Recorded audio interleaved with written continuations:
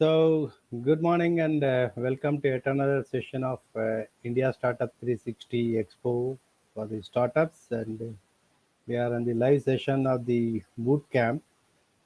And today's topic is innovation. Innovative ideas which can take the startups for the success path. Today, the main theme of that.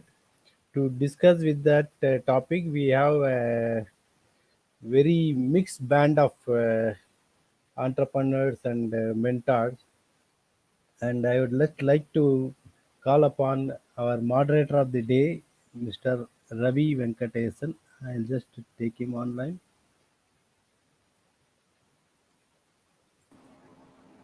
Good Hello. morning, Ravi. How do you do? Very good morning. Comfortable, yeah.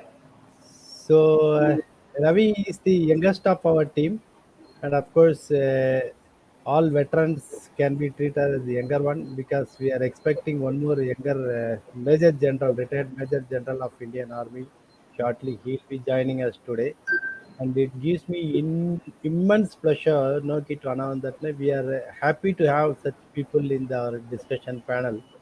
And I hope all the youngsters, aspiring entrepreneurs, and startups will take a leaf out of this lesson with their experience and ideas and proceed Sure. further. And without spending much time, I am just going to take Ankita. Ankita is joining us as a smart work.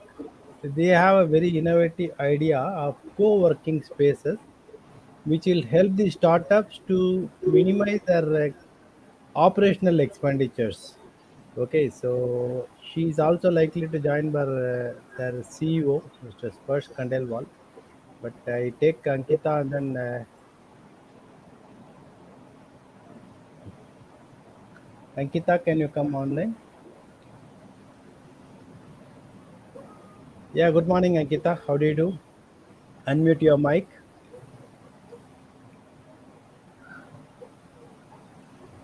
Can you unmute your mic?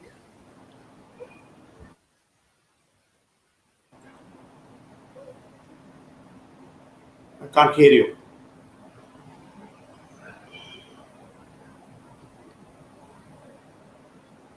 Ankita, you are live.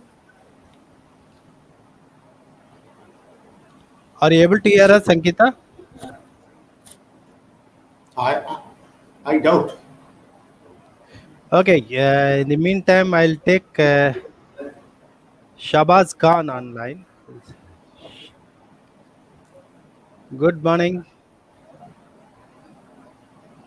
Hello.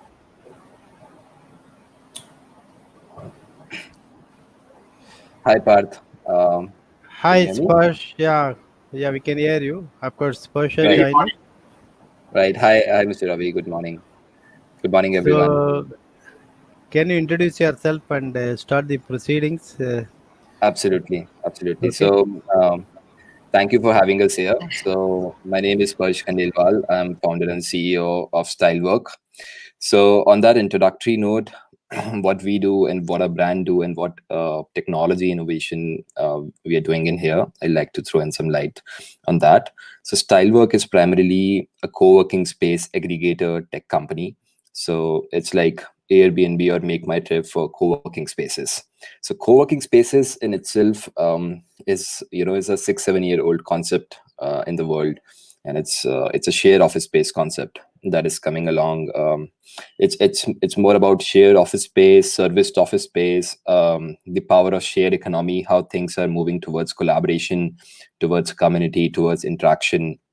And on that note, so that's why it has been very adaptive all across the globe, and in India as well. Co-working started to rise up from 2016, 2015, 2016, and now there are approximately 3,000 co-working spaces on a pan-India basis.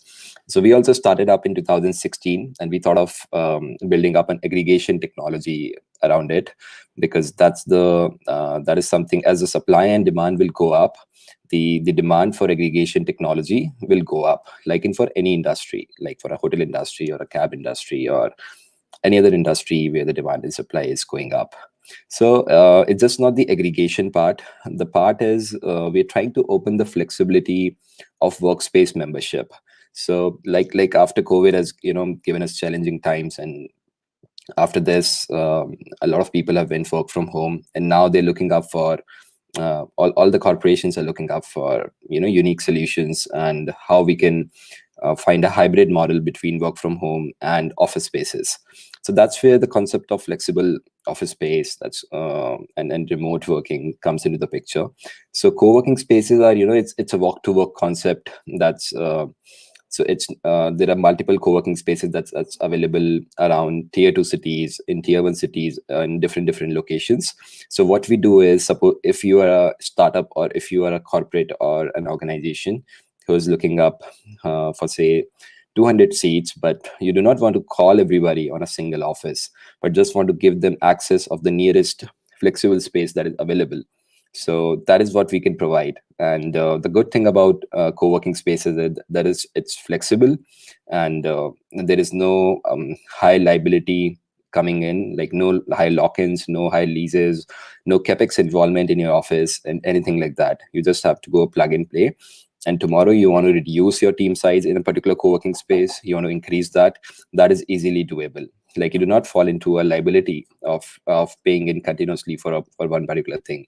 So, and that's where we being an aggregator, we come into the picture, that we help you just not find the right kind of co-working space, but manage all of these kind of small subunits of offices that would be needed up in this remote working era for the next 2 years and 3 years and 4 years, and just not manually, through our B2C and B2B products. So that's a brief introduction about it. I like to screen share and open up a presentation that how actually corporates or startups or SMEs or companies can want to see into co-working, and what all co-working is about, what all aggregation is about, how the technology work. So I'll just screen share on that part.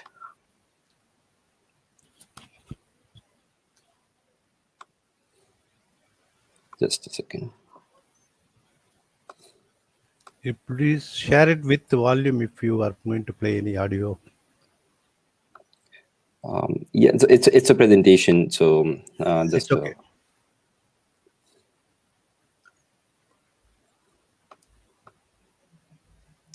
Is it visible?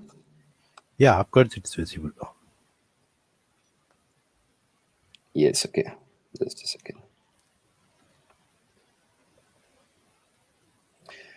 So yes, so we as Stylework stands for unconventional workspaces, as these flexible spaces and co-working spaces are all about unconventionality and coming out of the traditional norms. That's the upper cycle to it. So we, particularly Stylework, we just not act as an aggregator, but we act as management consultants, and on for the entire corporate office requirement and stuff like that. So it's just not that we provide you an office space or a co-working space or a flexible space, but we actually get into the cost sheet of the office space structure, and how heavy are the capex, right, and what is the risk mitigation, and how much should be invested up and how much should not be invested up, because we want our customers to not have any kind of liabilities, right, going in for an office space. It's a very flexible environment all around, and things can change at any point of time, and things can alter, like the COVID happened and we all shook by. So that's our support to give in the entire consultancy on that particular thing. So about co-working, how that is, so co-working offers a lot of benefits. Like I said, it's an asset light model, so no lock-ins and minimum securities, minimum leases. Apart from that, it's a high amenity serviced office that comes into the picture. Like, so it's, you can call it a like in hotel industry, it's a 5-star, like, or 4-star hotels. So they are all serviced, right? And we go up there and everything is just available. It's plug and play.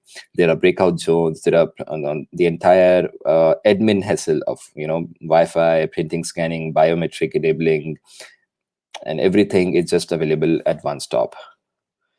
So what's the difference between co-working and traditional ecosystem? So there is restricted networking in traditional offices. There is abundant networking potential in co-working offices.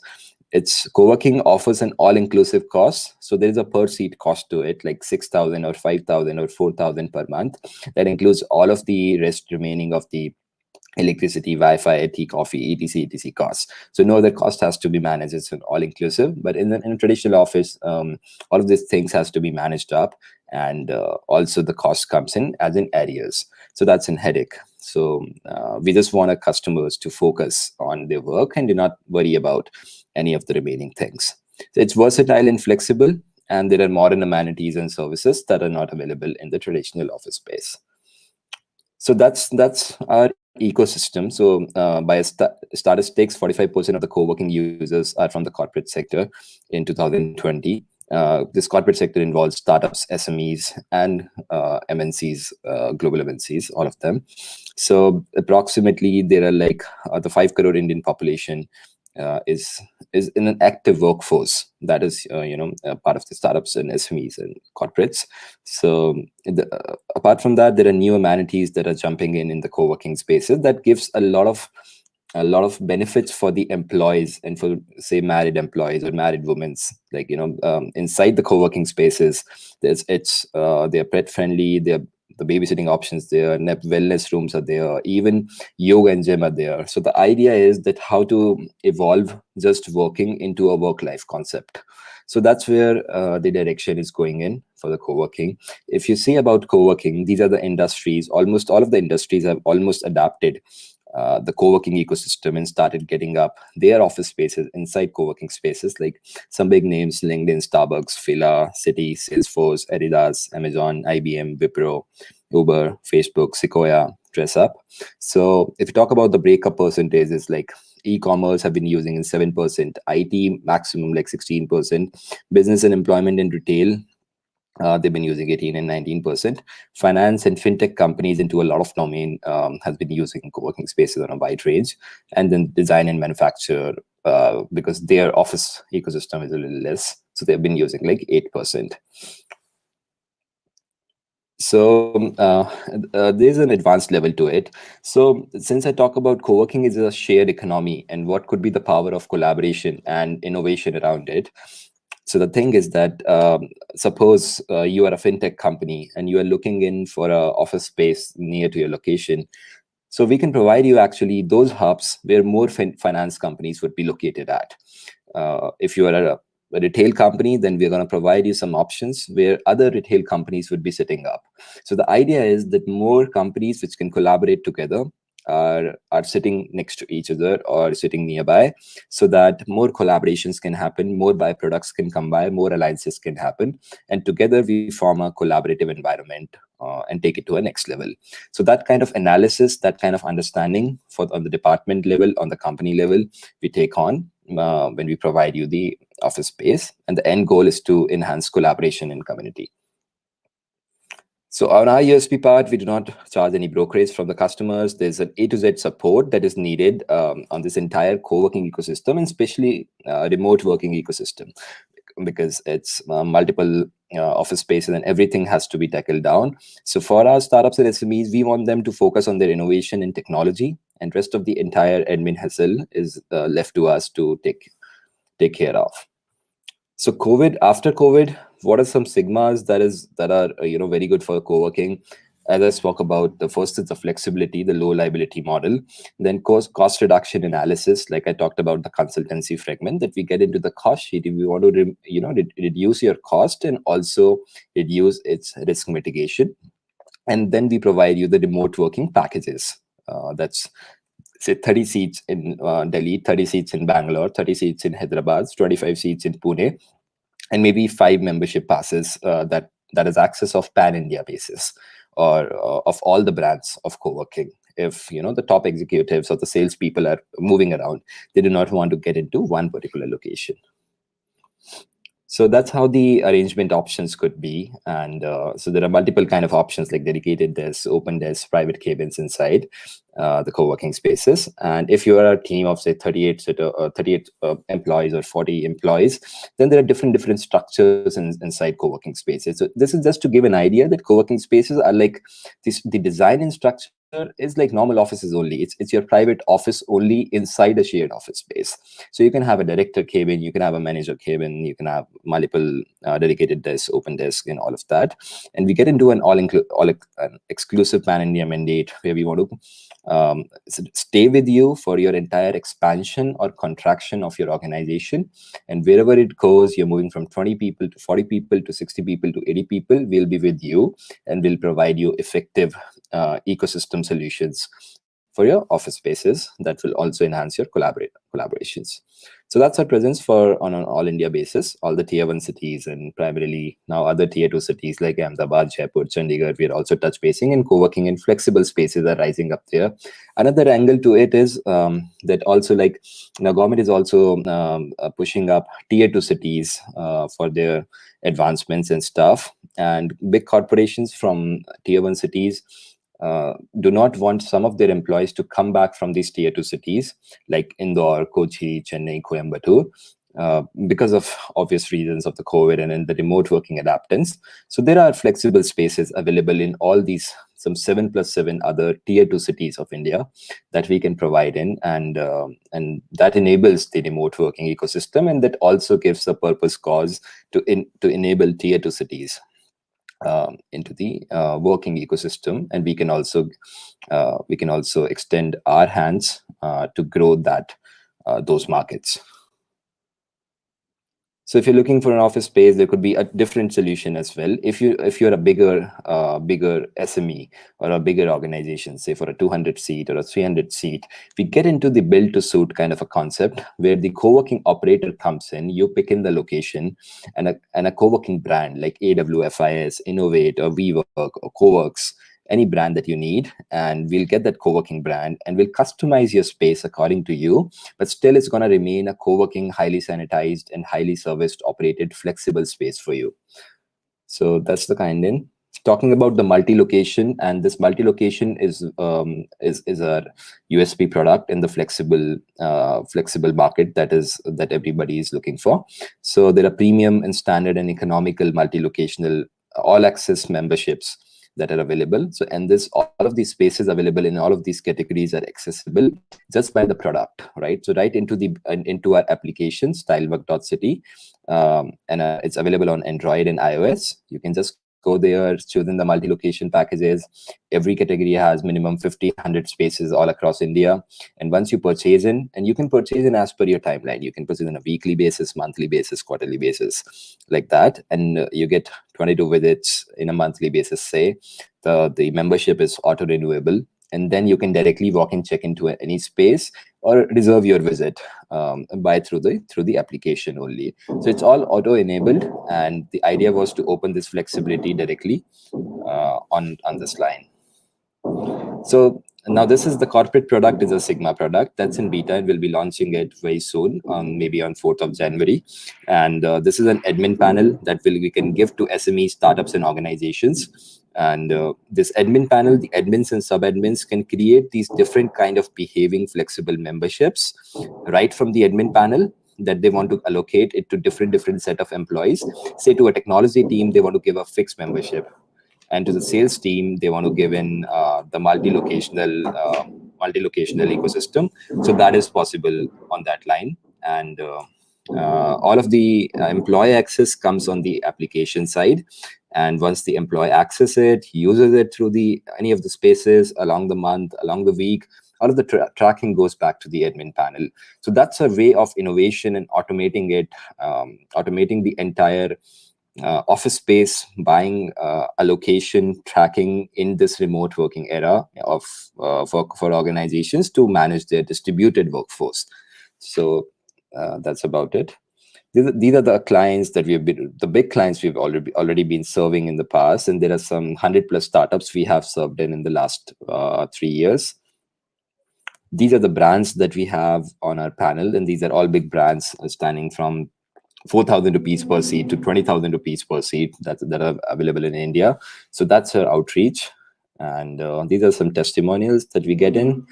And these are the contact details for anybody to come along on this and discuss more on how this flexibility of workspace through the product line or any of the requirement could be enabled and could be worked off.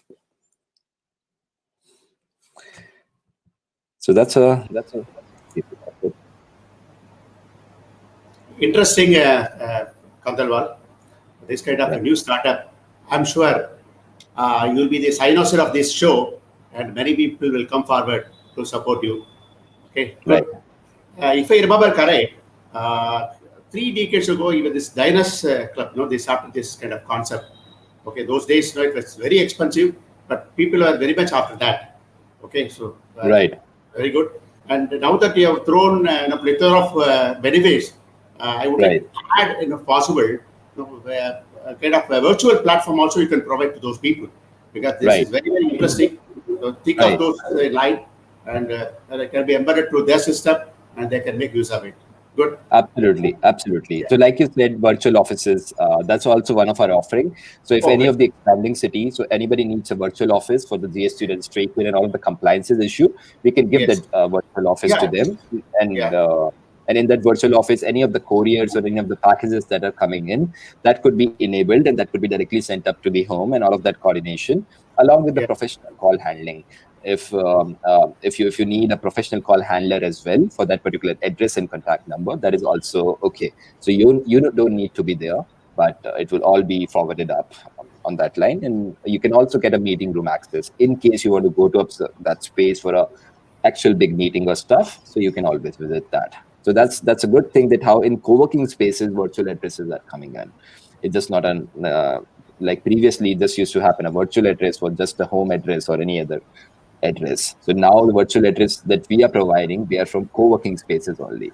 So till the time you want to make it virtual, you can keep it virtual, until any time you want to shift it from virtual to a meeting room usage or a cabin usage, we can help you do that. That's available. In fact, your ambience or your structure will support that. That's a plus point. Correct. Good. Right. So yeah, that's on that frontier, and apart from that, it just like I think on the business model side, on that keynote thing. So I just want to say that there are a lot of aggregation technologies that are around it. So what we want to build here, as I said, is the power. So sorry. So is the power of collaboration. Is the power of collaboration and community that is there. So I being a young entrepreneur, I started at the age of 21, and being here, and we are at a 10 crore revenue line at 25. So I urge all of the entrepreneurs and all of the ecosystem to come forward and to build these kind of aggregation technologies, or that can enable supply side, demand side to come forward and connect in on those lines. Yes, first, many congratulations for this innovative idea. And it is not only aggregation, I feel it is an empowerment as well. Okay, so there are many startups that who are definitely looking for an identity.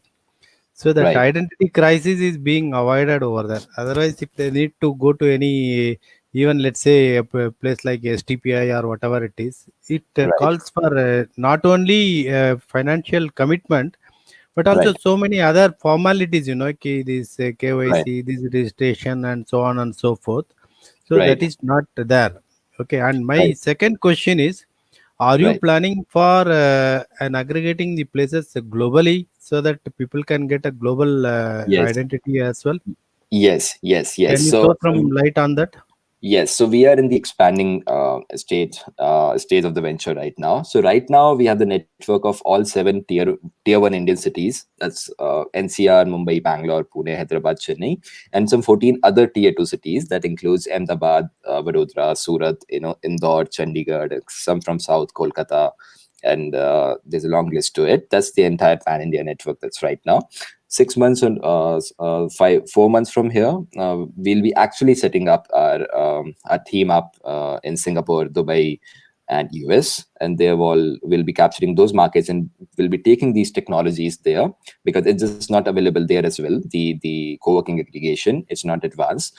So we'll be taking and representing India and taking this up for the global outreach, till that time, till 6 months also, if anybody needs anything globally as well, we have that network.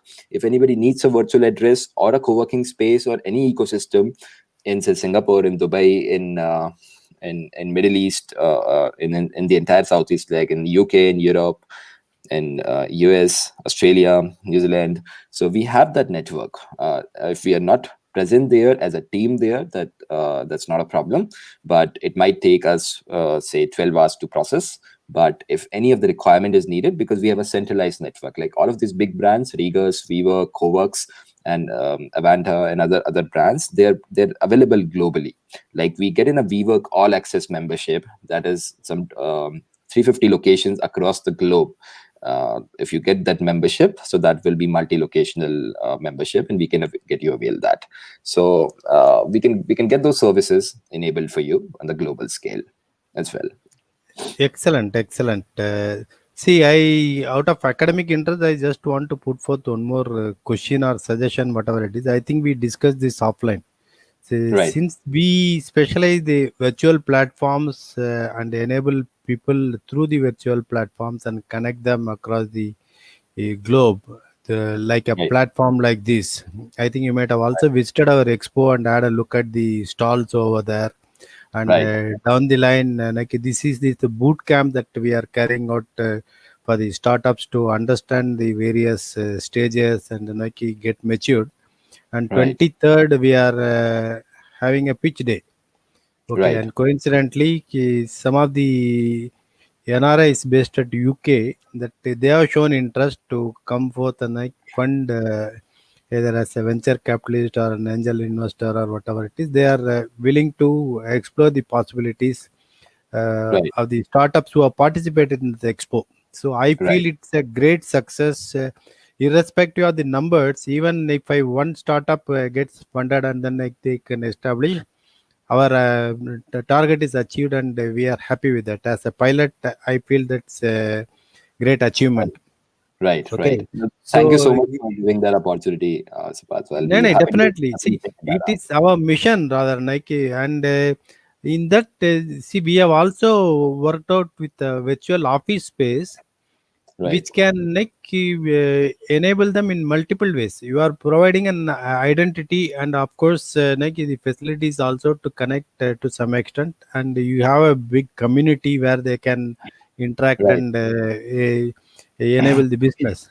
But Right. here the Right. concept is we have everything that can be displayed, including video call instantly with the entrepreneur and maybe the prospective buyer or whosoever it is, take the Right. technical discussions and do the technical presentations, and Right. also convene one-to-one meetings and so on and so forth. These facilities are there. So Right. do you feel that the both the platforms can be combined and do something together? Absolutely, absolutely. I feel the synergy there, and it's like we are on the enabler on the packages side, on the virtual addresses and co-working spaces and all of that, and rest of the tools that's on there, that's on this platform. That the club package is definitely going to enable and bring in See, more what value can be addition. done is like we can also provide them an opportunity like periodical expos like this. What has been done? Uh, Right. this is uh, this is of course only for the startups we have done that, and we can go for the virtual expos. Maybe at this point of time, I would like to take Ravi on screen and then like ask his opinion and his plans over there like regarding this serial of expos that we have planned. Right. Right. Yeah, that's right. So we have been doing this conference expo for the past 6 years. We have performed several, one in the Middle East and other countries also. Right. A series of conferences and virtual exhibitions starting Right. January 2021 planning. The first one is going to be on warehousing with all Right. vertical. Okay, starting Right. from automation, cold storage, very many things, no? Other verticals. This is happening on 26, 27, 28. So I wish you're all benefited utilizing this as Right. virtual Right. Right. benefited. And subsequently we have other exhibitions also, virtual exhibitions like uh, transportation, automobiles, all Right. artificial and so on and so forth. So have a look Right. at it. Then, Absolutely. yeah, Absolutely. That sounds interesting. And I'll definitely look up to it into detail and what all value add I can get up there. that's the. Thank you. Right. No, you instantly provide an opportunity for the entrepreneurs like to jump in into and go global. That is the biggest Right. advantage of these platforms. Right. So taking it further, Nike, I have a very interesting panelist today. He is a robotic design engineer in intravascular and anesthetic and respiratory care. Okay, so I take pleasure to introduce Mr. Kruba. He is basically a mechanical engineer and he has an MS in product design. And of course, he had his contributions to John F. Witch Technology Center and General Electric Company. So, Mr. Kripa, can you unmute your mic and Hi, sir. come online? Yes. Hello, sir. So, welcome, Kripa, and hope it's going great. And Yes. first, a few words about Sparsh Kandelwal about his Mm-hmm. new innovative concept. Okay. Okay. Uh, First of all, very good morning to one and all. It's been immense pleasure to be part of this particular innovation forum. And right now, our country is really in a position where encouraging a lot of innovators. And just a decade, 2 decades past, probably we will not be ended up with this kind of prosperous situation where you will be getting literally fund. Now the Make in India, Startup India, a lot of movements are going. So this is the way actually we should thank to the our political climate, the stable climate which we are getting right now, and we are getting a lot more opportunities, and we are pulling a lot of attraction towards the corporate industries. So now, sir, how did this particular things can be taken up forward? Because I have a slide where for the young innovators, right, the creators, for them, what is it's all living culture, right? The creativity and the innovation are very fancy word, and probably with the moment we heard of, right, there'll be a butterfly in our stomach. So just to Kripa, I just like to interrupt for a minute, uh, and I want to introduce a hmm, successful failure startup. okay, Okay, another young okay, man, Shabazz Khan. Okay, okay, so basically he's a BTech in LX and of okay, course honors in embedded systems okay, design and ex okay. Bank of New York City. Oh, Okay, great. now he of course again a startup, and one should keep on striving hard. So I welcome Shabazz Khan on the panel. Sure, sure, sure. Thank you. Hi Thank you so much. Shabazz, how do you do? Good morning. Good morning, everyone. Thank you so much, Partha. Partha, I'm doing very well. Thank you so Okay, much so for taking time I this think morning. I think it's a very good combination. Okay, somebody is providing co-working space and somebody is doing out of the box research. From his field of mechanics going to robotics in healthcare. Basically, that is quite something interesting. So I request Kruba to go ahead with his presentation and maybe we can join for a panel discussion end of the session. And I am expecting, as I told, I am very anxiously expecting Major General Tajuddin to join this session anytime. Okay, so it's your stage, Kruba, please. Yes, sir. Yes. I'll not take too much time. Let's give a brief about the process. The creativity is a process. Okay, anybody can learn and anybody can apply the creativity, and anybody become a creative person or innovative person. So the content what I'm going to show you for the beginners. Okay, the person who really have passionate towards the creativity and innovation. Definitely, we are going to give a little bit great experience. Let me share my screen. Okay. Yes. If it is video or audio, please share with voice. Okay, that option is that checkbox is there at the bottom. Yeah, yeah, no problem.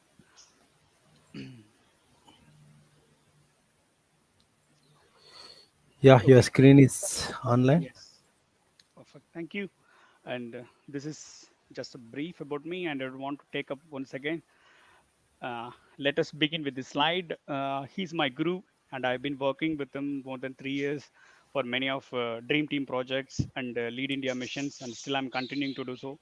To creating some emerging scientists right from the colleges, and I'm going to the rural areas and finding some young energetic mind to work towards our mission. The learning gives creativity. Of course, creativity leads to thinking. Thinking provides knowledge. Knowledge makes you great. This is the global terms nowadays. So nobody is should not worry about creativity or innovation. It's in our blood, in fact, I would say. So let us start up with the one good meme, because since we are all living in a meme world, for the young energetic innovator should know one thing: there is a harmonic path. So if you maintain that path, of course you will become one day you will become a history. See, this is the picture we all used to we are very well versed with this particular picture right from our childhood, right?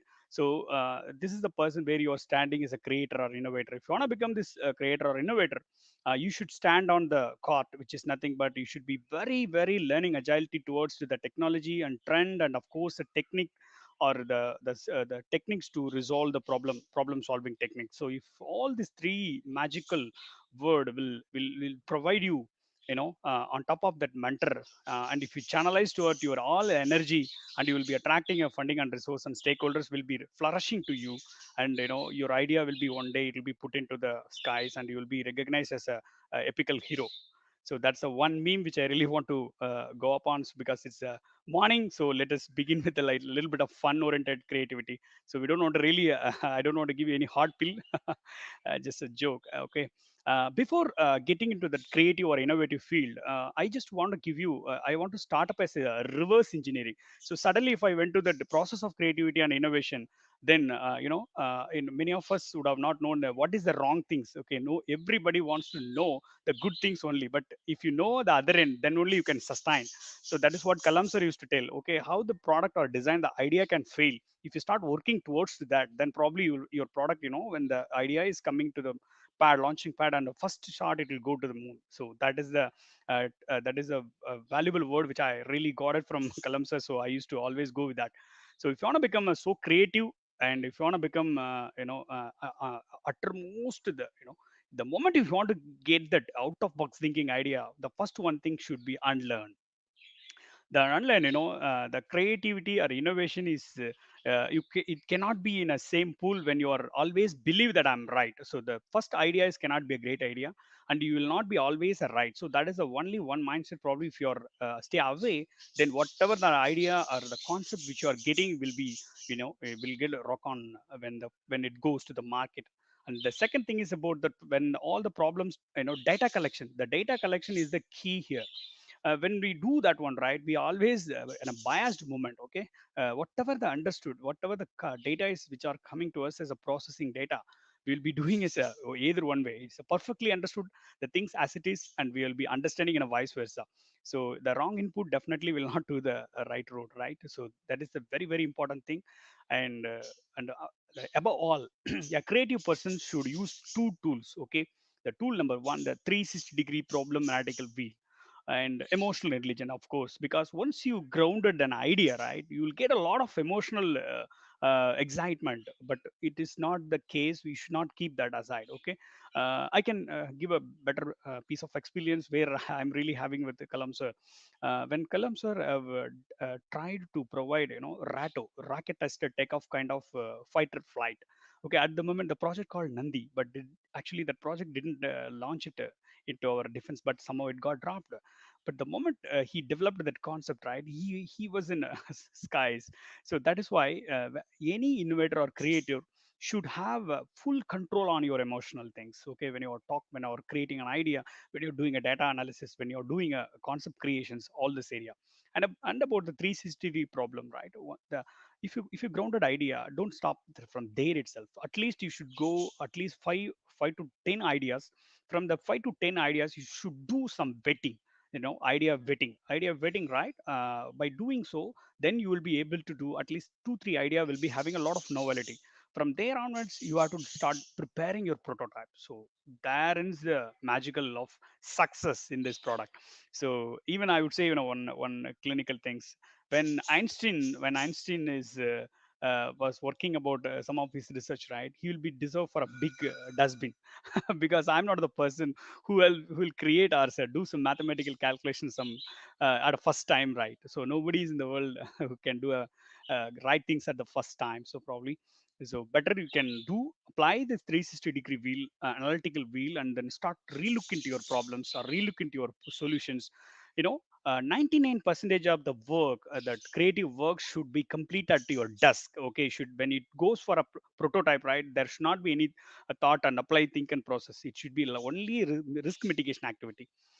And above all, we should do our character analytics by doing this particular creative or innovation field. Okay, so for example, there will be a creative and innovation is at the moment it will be indigenous, but not when you are going to the such a biggest audience or a corporate industry, right? You all be put into one certain team, right? That there'll be a crew members to create such a wonderful idea out of a problem statement. For that, you should know the character, the director character, and analytical character, and a expressive character, and amiable character, of course. See, when you go to there are I think 7.5 billion people are in the world, but if you do this analysis, right, this classification, probably you will be find it in only four categories. All the 7.5 billion people will be classified in only four categories: director, analytical, and expressive, and amiable. And you'll be one among this particular character only if you do this analytic. And it's a very free software which is available in Google. Probably you can do it, and you can you can answer for this 30 questions, and you will be knowing what sort of character you are. For the director is basically a creative or innovative person, but analytical, you should keep this kind of team layout. Okay, when you come up with an idea, and the analytical person should do go a technical design review.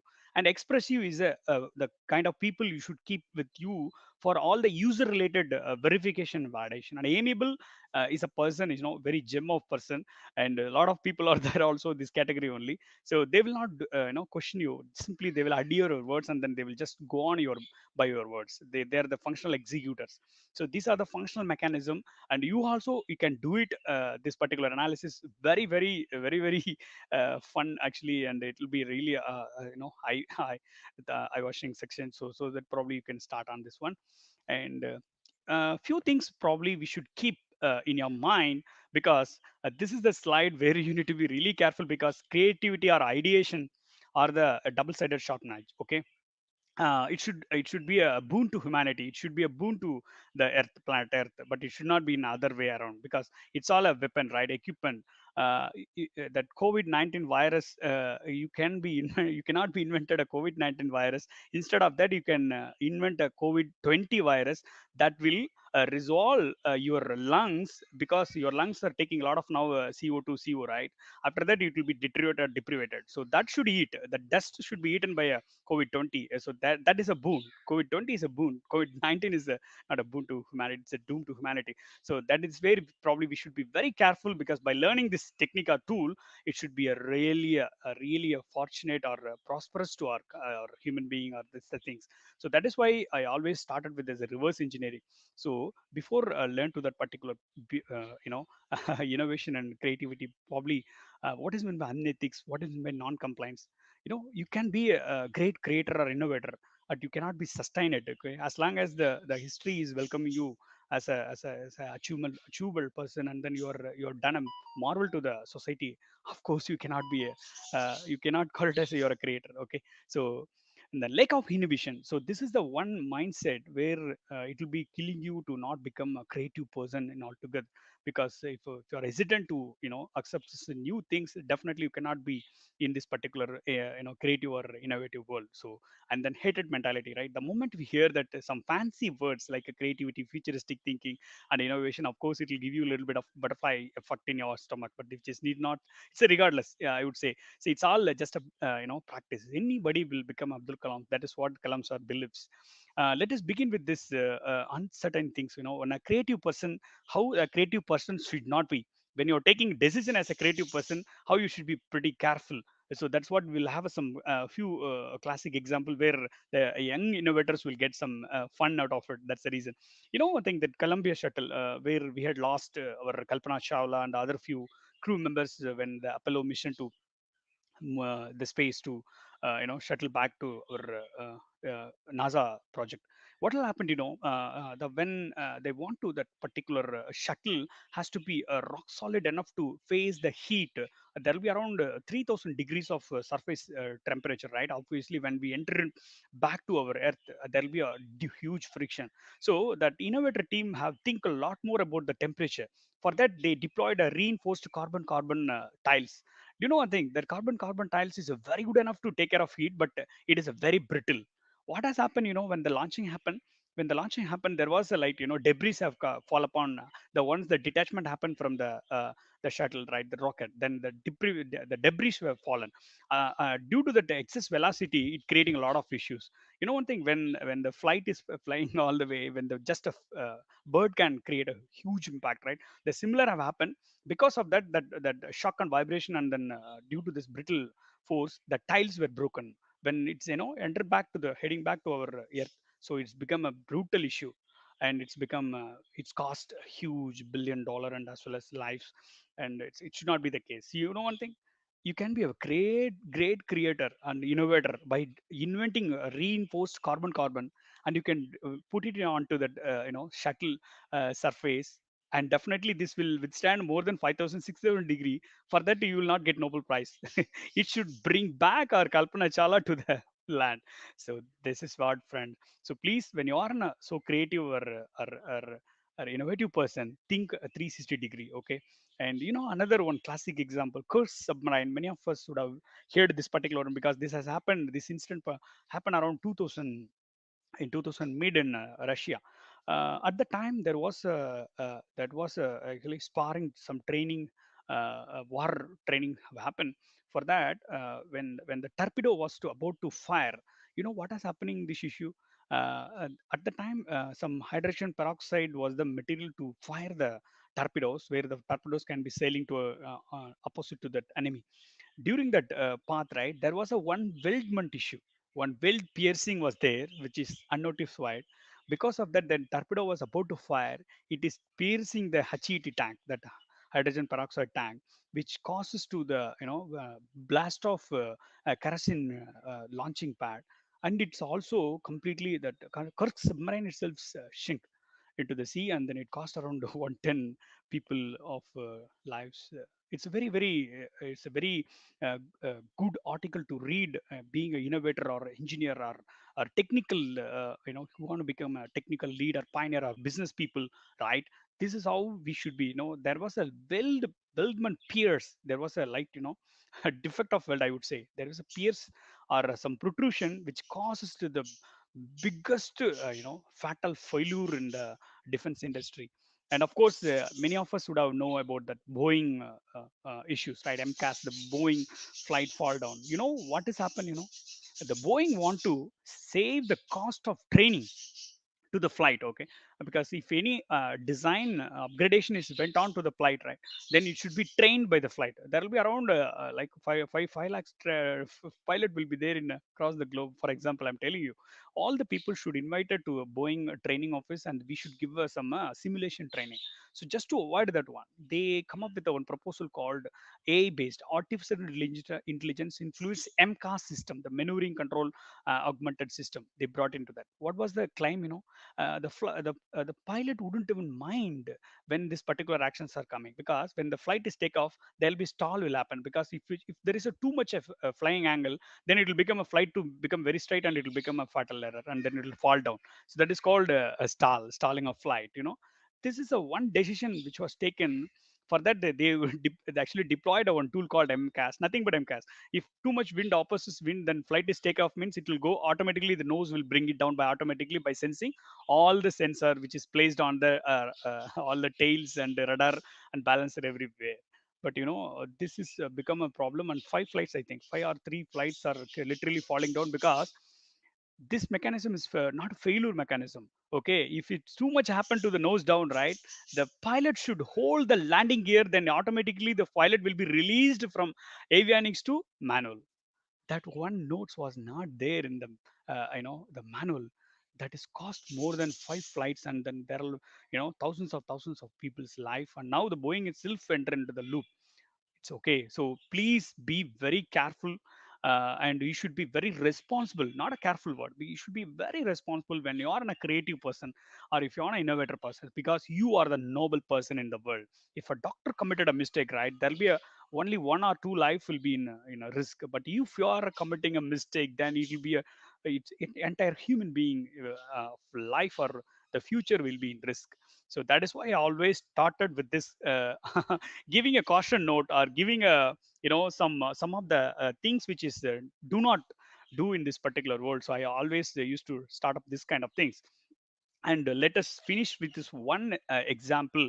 And I don't want to take it too much further, because even it will be a little bit of interest to you as a youngsters as well as the beginners.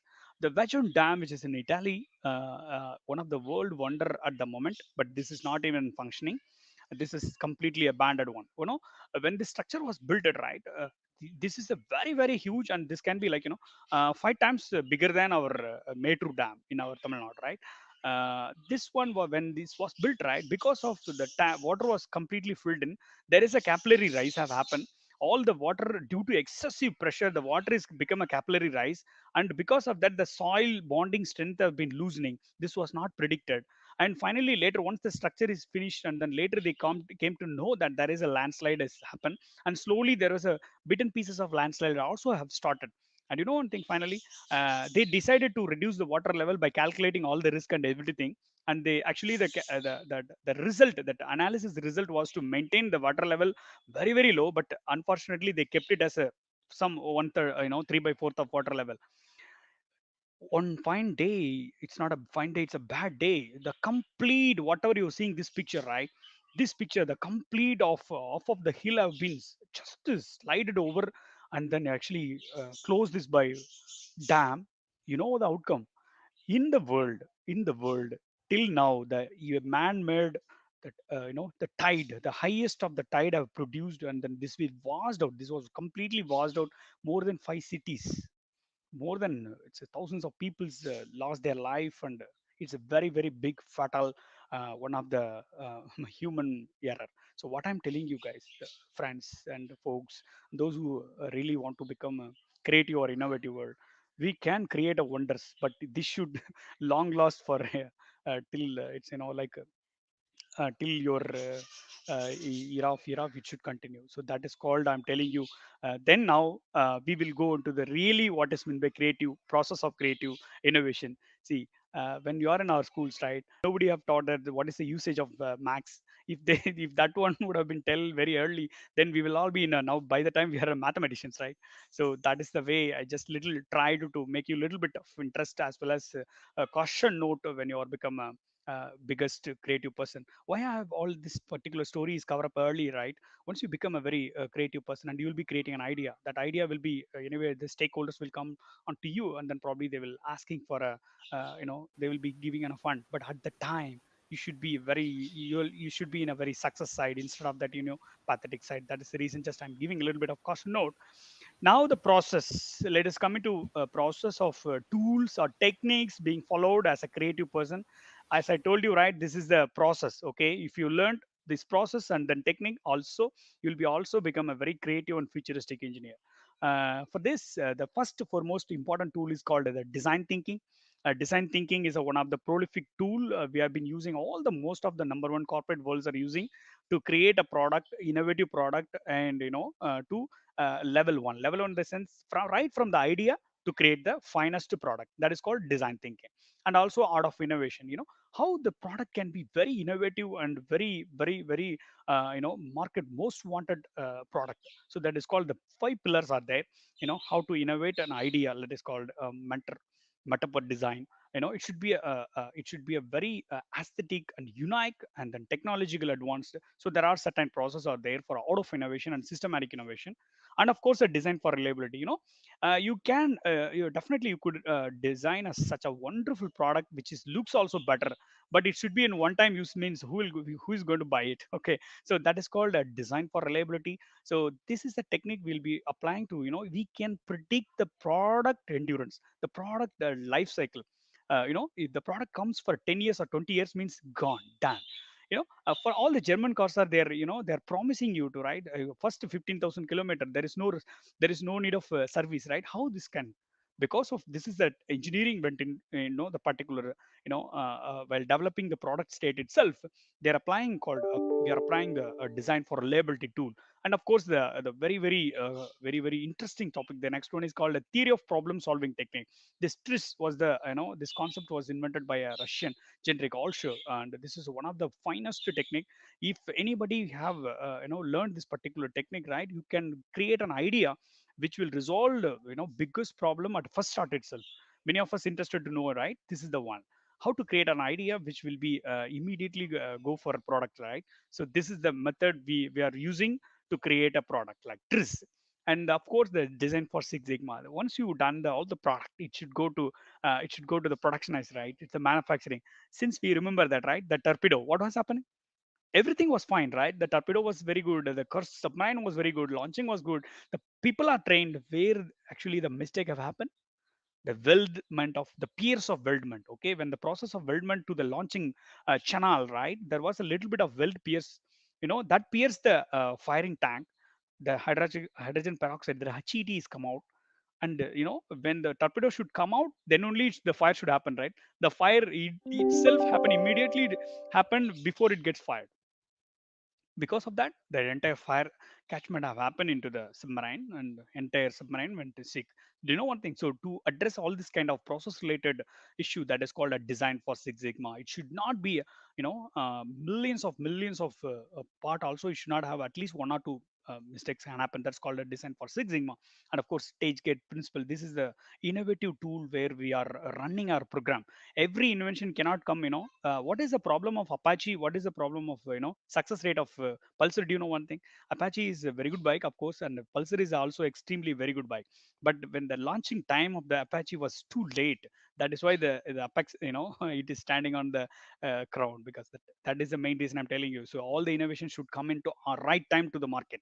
That is very important. And of course, a disruptive design method. This is nothing but, there will be a lot of competitors, of course, right? Okay, you cannot be, this is not your monopoly system, right?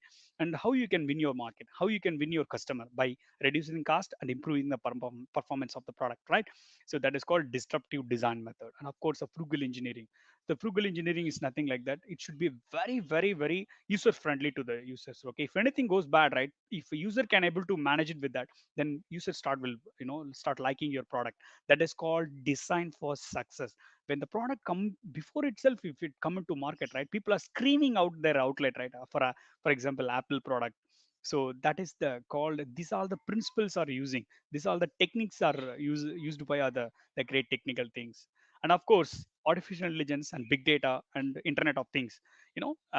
Nowadays, very early, if I ask you, what is meant by car, it's a basically it's a mechanical device. Now the same questions if you ask anybody, right? Car is not a mechanical device, it's a completely electronics device. Now it's not even mechatronics, it's a completely electronic device. Everywhere that AI and big data and IoT. Now that Morris Carriage, that MG Hector, they launched internet inside, which means by IoT device, it's an IoT device. So that is called technological evolution. So it's over a period of time, right? Now the technology used to it's changed their nature and color every decade. Now it's every year it's changing their color. Let's say chameleon. So being an innovator and creative, you should follow, you should at least wear this techniques and methods and secrets, right? Probably you will all be also in a roaring path. So you're also rolling line, of course. And the last and important things is called biomimicry. This is a very famous science of creativity. The biomimicry means nothing but 3.8 billion years that the entire universe is exist. One thing, that nature have resolved millions of problem by its own. But we are not listener, we are not, nowadays we lost their listening capacity, and we are not even living in a peaceful world, right? So this is the one of the prolific science to learn, and you can become a very creative. I'll definitely go by just a bit of examples where you will be literally liking what is meant by biomimicry. So biomimicry is one of the best, I would say, that's why I make it as a little highlight also. If you want to become a very creative, the biomimicry can be applied in a management strategy and innovation strategy, creativity, defense, anywhere else. This is a one of the greatest prolific technique to apply and success get the success in the business world and the product design world. And of course ethnography study. So these are the tools, these are the techniques. See, creativity, I just made it as a compressed one slide. Nothing else. If you are aware of this one, of course you will get an idea, and that idea is a very ground root level will be analyzed, and that idea definitely go and create a history for sure. These are the tools. Now everybody would like to see a couple of examples, right? What is meant by biomimicry? The biomimicry, nothing like that. I'll just go by an example about biomimicry. In I think some during England, I think during cholera time, right? It's a water spreader dishes, of course. At the time, they want to put the chlorine into our chlorine powder, biggest chlorine that germ killer, right? But how are you going to give a homogenic mixture, right? If the complete powder has been poured into such a biggest tank, where that entire Chennai or Ambattur, if you want to give a water to that particular Ambattur, right, how big tank is, right? Water big tank. It's a very huge, and it's right for that. How you're going to create this homogenic mix? Are you going to give us some big impeller mixer kind of things, right? No, this is the one of the world best innovation, I would say, that recently have happened. Jay Herman was the person who actually expert in the biomimicry 3.8. Whatever you're seeing is a 9-inch impeller, that's all. 9-inch impeller that is influenced right from the nature. Okay, this impeller just you attached with the 1 HP motor, and then you put into that particular such a big tank. It could be like a big tank, but it will give you, it will give you like a very big world, and then it will mix the water, and you will be getting a world best homogenic mixture of water plus chlorine. And this invention was invented purely for to address the cholera issue during the Great Britain. One thing, young innovators, that is what I'm telling you. See, when you are inventing something, nature is have done a lot of wonder and marvel. Are you ready to just listen, stay calm, and stay listen? And of course you'll get a super creative idea. And during the bullet train issue, right, there was a sonic boom issue is there. When the bullet train is entering to this channel, and then it will, when it's come out, right, there will be a huge noise, like a bomb blast noise kind of things. How to address that one? That the design is been influenced by a kingfisher beak. Okay, now the issue has been resolved. Forget about all. Okay, we have been already heard this particular Tamil one line, right from the Singa movie. "ஓங்கி அடிச்சா 1.5 ton weight." Is it really true? Is it possible to create such a huge impact force when by just heating? Yes, it is possible. But it is not like a elephant or some big animals. Not only shrimp. This is hardly a 5-inch species in the seas. You could see the barrel, right? One barrel, right? This barrel, if when the mantis shrimps are alive in a nearby area, and bigger animal, or if any bigger animal or whatever the sea animals are, it is always stay away. The impact can happen by just hitting with this barrel. It can break your skull itself. That is the impact. After done a lot of biomimicry analysis, finally people have come up with how the technology is used. That is called cavitation bubble. By using of cavitation bubble technique, this can crack your skull by just hitting at one time. When you are doing any activity in water, it is pretty tough, right? Because there is a water drag. You cannot even run when you are in a hip level of water, right? But how this happened, that is called cavitation bubble. Why I'm giving these examples, right? I just, my duty is to give a thought provoking, but there'll be learnings never ends. Okay, at one point of time, but to keep going with this and start loving with this kind of creative tools, and start, once you start wearing or start put your thoughts or minds towards this kind of innovation outcome. This is called knowledge actually library, right? So knowledge bank. So start putting your thoughts, and start get attracted with this, and of course one point of time, right, you will also be able to very good creator, and you will get a finest idea at the moment. And we all seen this one, right? Very very very very important things, to become a creativity. I just want to have some examples. We have seen many times, right, with the lace chips. Leipzig, there is a wonderful science. There will be a wonderful creativity went on it. The lace chips, right? If you look at very closely, there is a x-axis also curve and y-axis also curve. It's not a just like that. It is a completely a designed and developed a profile called hyperbolic paraboloid structure. By using this one, right? When lace company faced billions of dollars as a waste, because when the lace chips are coming onto the conveyor, right, which is a very fast process, fast consuming process, right, because it's flew away from the conveyor, there'd be a hell lot of wastage. After packaging also, it is getting crushed and it's become a very powder form when it's reached the customer end. For that, they've done a one perfect R&D. They applied a lot of biomimicry science, and they finally come up with the profile called hyperbolic paraboloid structure. Nothing like that. So it's called our normal cognitory, is there, right? Cognitory will be x-axis also will be curved, y-axis also will be curved. That is called hyperbolic paraboloid, which will offer a huge strength into the structure. And one more interesting thing, Brochestone curve. You think the point A to B, which is the fastest path, coming this way altogether or coming all day, most of the people would have just choose this one, right?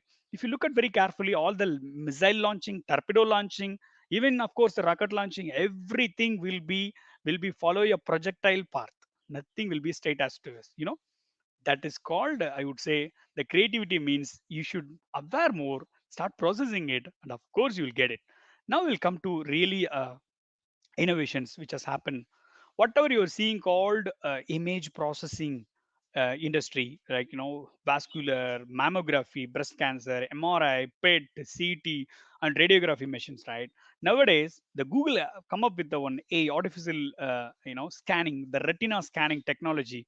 Will upfront, it will tell you, it will monitor by just seeing your retina itself, and it will tell you, it will give a report about what is your physical condition. See what these devices are doing, by consuming huge money, and then they will give you one fair report, and then not even a fair report, it's a relatively it will give you one report, and the doctor has to analyzed, and then they will go for understanding, and then they'll start teaching it, right? But this is one level above they went on it. Okay, now henceforth this biggest industry going to be a big problem, and this will be come and fixed with the market, and anybody want to know about their health condition, right? See, after wearing this retina scan device, and the retina scan device will tell you after 5 years you may be getting a heart attack because your food habits are very literally changing.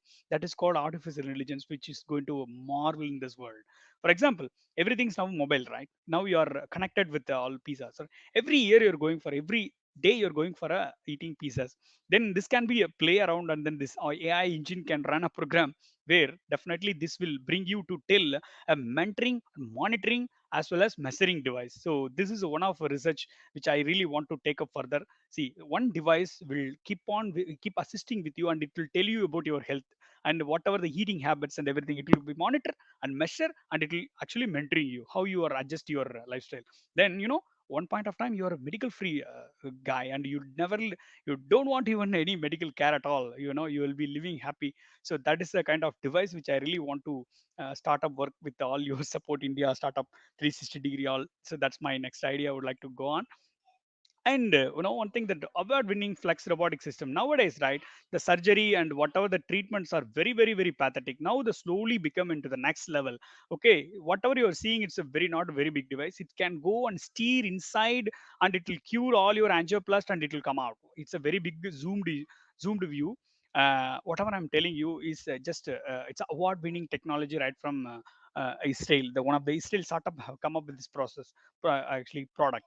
And then about the bionics, right? In today's world, there is a 1.5 lakh accidents are happening in Tamil Nadu only, and more than 10 to 15 lakhs people are lost their vital organ during that accident. Okay, for that, why don't you give a proposal? Why don't you give a solution to them? Because engineering is a boon to humanity, right? Won't you consider that they are also your customer? So this is where probably we should start think, and we should come up with a lot of product, even though the organs are lost. Then it can be deployed as an horizontal alternate technology. And another one of the famous technology, this called vibrobot, microbot. Okay, microbot, this is a surgical things. If you want to treat your all your veins block as angioplast and all, now if you go to your for your elders, right, what will happen? It's a very risky treatment, right? Nowadays it is going to be very easy. So it will be just pierced into your particular humor, wherever the area you want to try that neural network. If you just put into that, and it will go and travel, you can steer from outside, you can reach the particular position, you can cure it.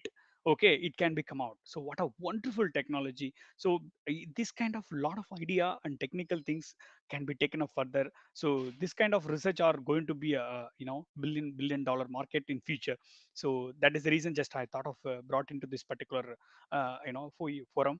Israel are only is pioneering into this particular industry. Why not India? Because Kalam sir, Kalam sir is meant for that only. He's brought a lot of revolution to India. Actually, he put the India label onto for this particular industry. So that's why I'm seeking for this time.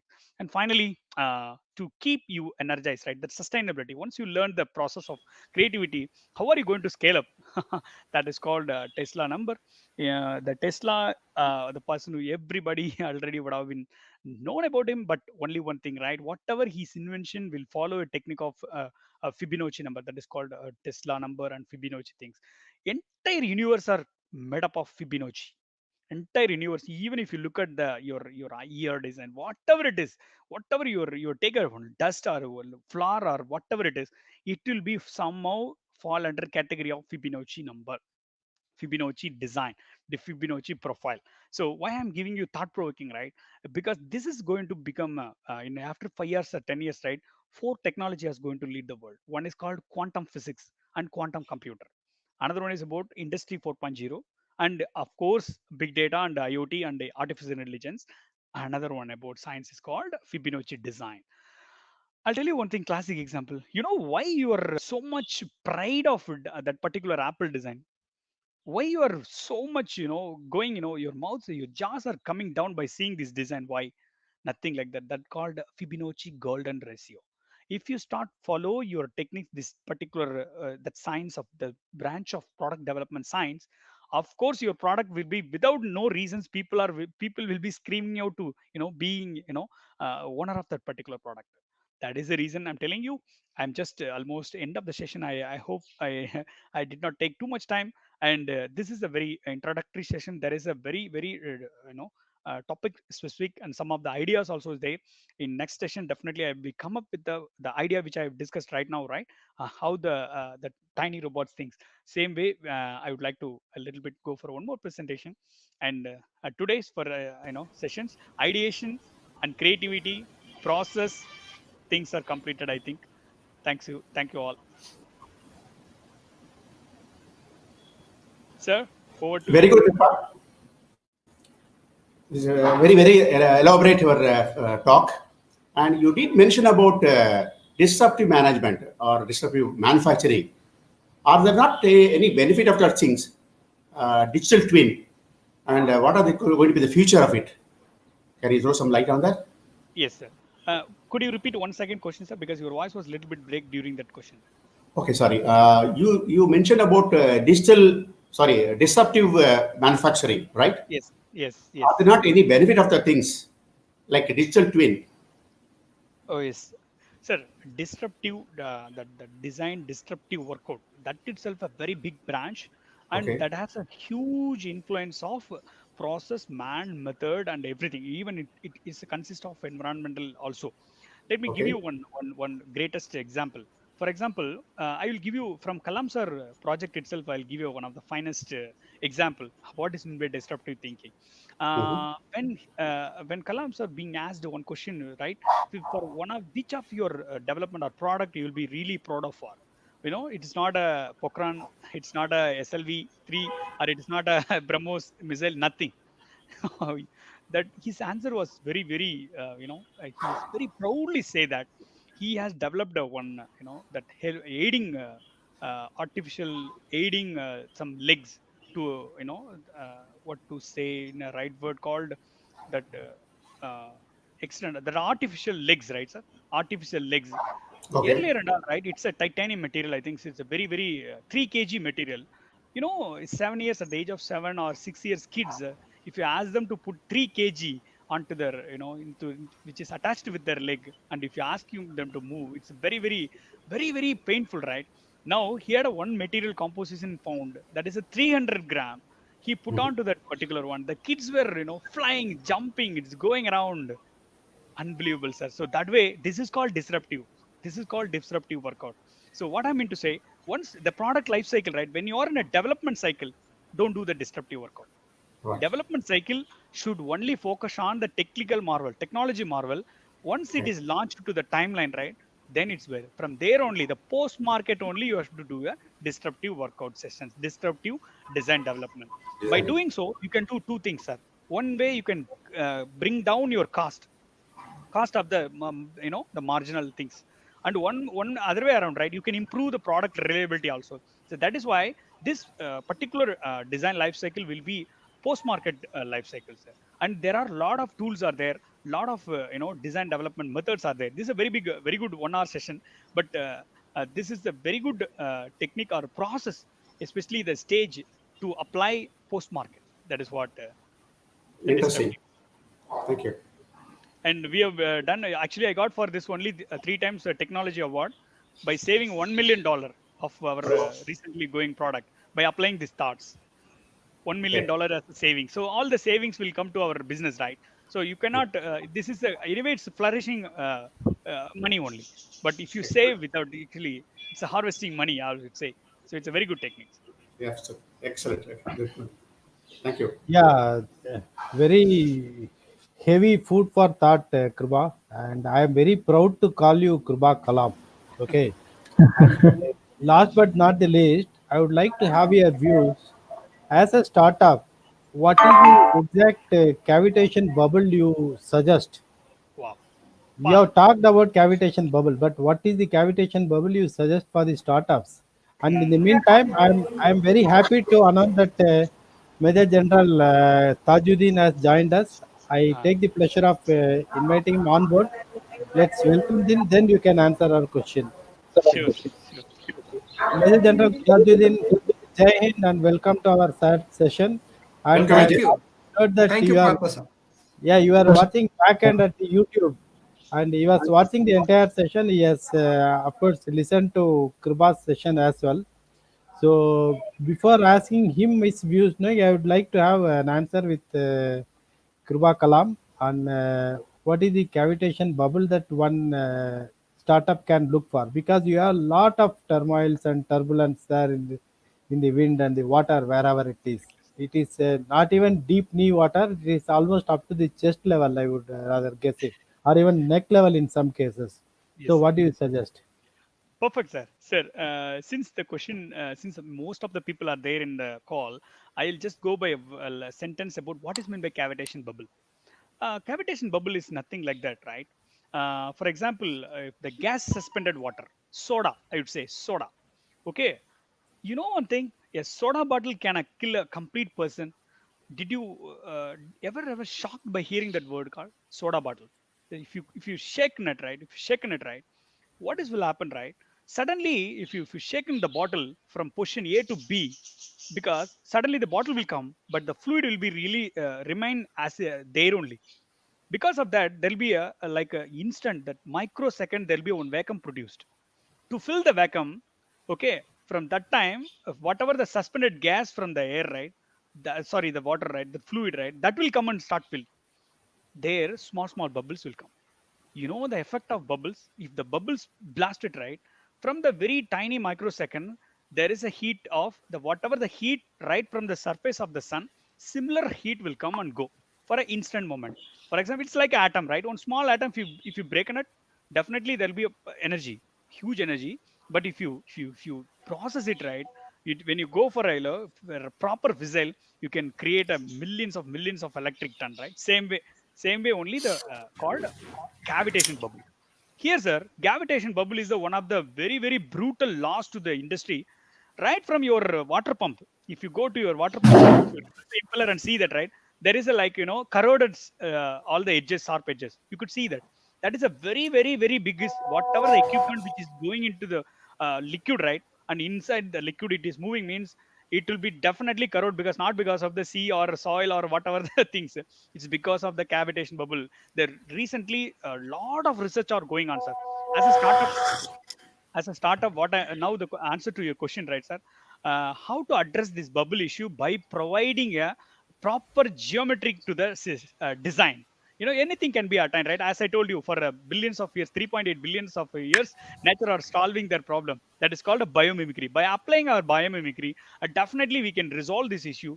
Our torpedoes, submarines, commercial commercial ships, and our warships, every ships are getting very frequently maintenance all the propellers because of this cavitation bubble. If anybody can find a one solution to this one, right, within 5 years they'll get a Nobel Prize. That is the potential and scope is there for a cavitation bubble issues.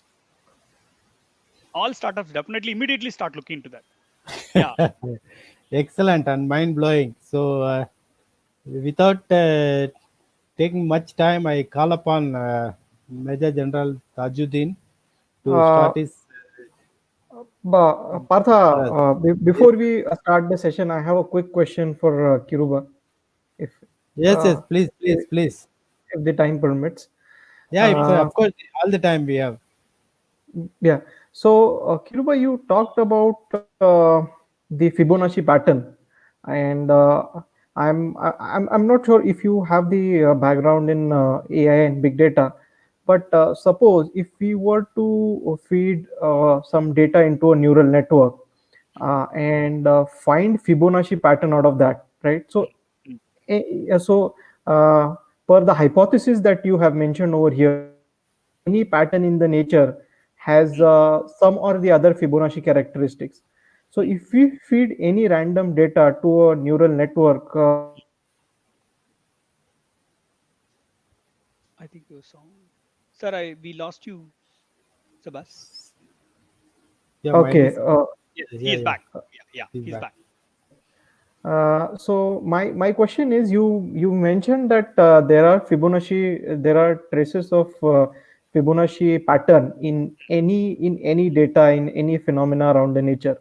Mm. So my question to you is, if we feed any random data to a neural network, Mm. will it be able to identify, or will we find traces of Fibonacci pattern in the data?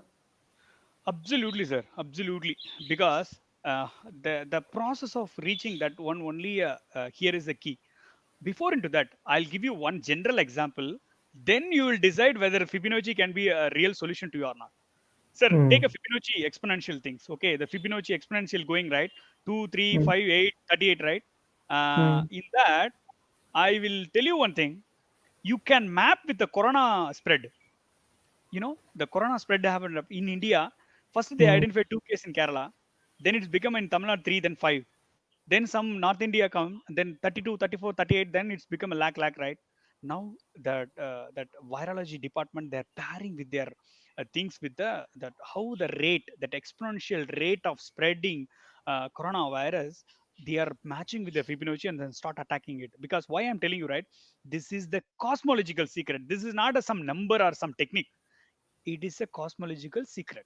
Okay, it will behave. If you are dealing with electron, right, if you're dealing with electron, if you're dealing with power, if you're dealing with a life, tissues, blood, wherever it is, if you start start applying your Fibonacci method, as I told you, right, for the car, how the car has been designed by using a golden ratio of Fibonacci circle.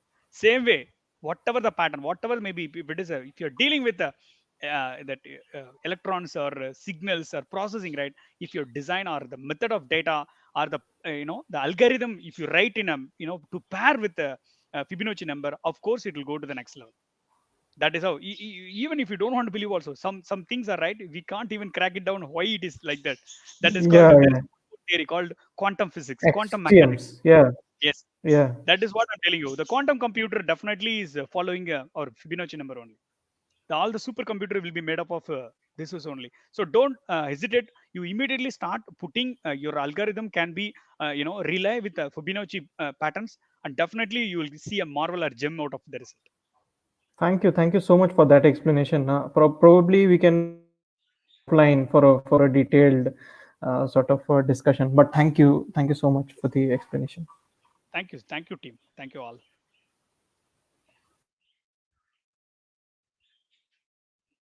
Any questions, team? Over to Major sir. Thank you. Proud to see you. We are really proud to see you, and would like to hear from few words.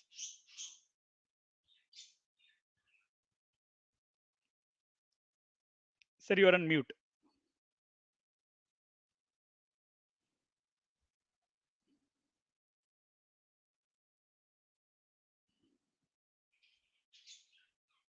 Please unmute it, sir.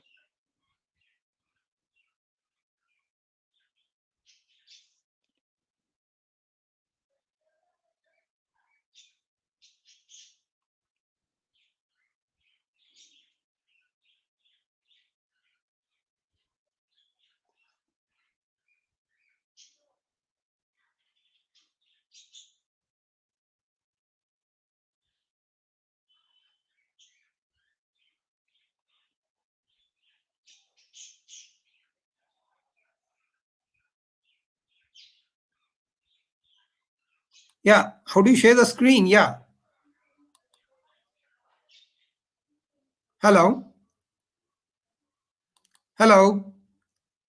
Sir, Hello, the fourth icon is the share screen. You just click it. Stop screen. Is it come stop screen? So you Okay, already, share screen. Fine. yeah, just Now then share screen. Okay, don't show these tips again. Share screen. Hey, okay, what is and this? Okay, share screen. Fine.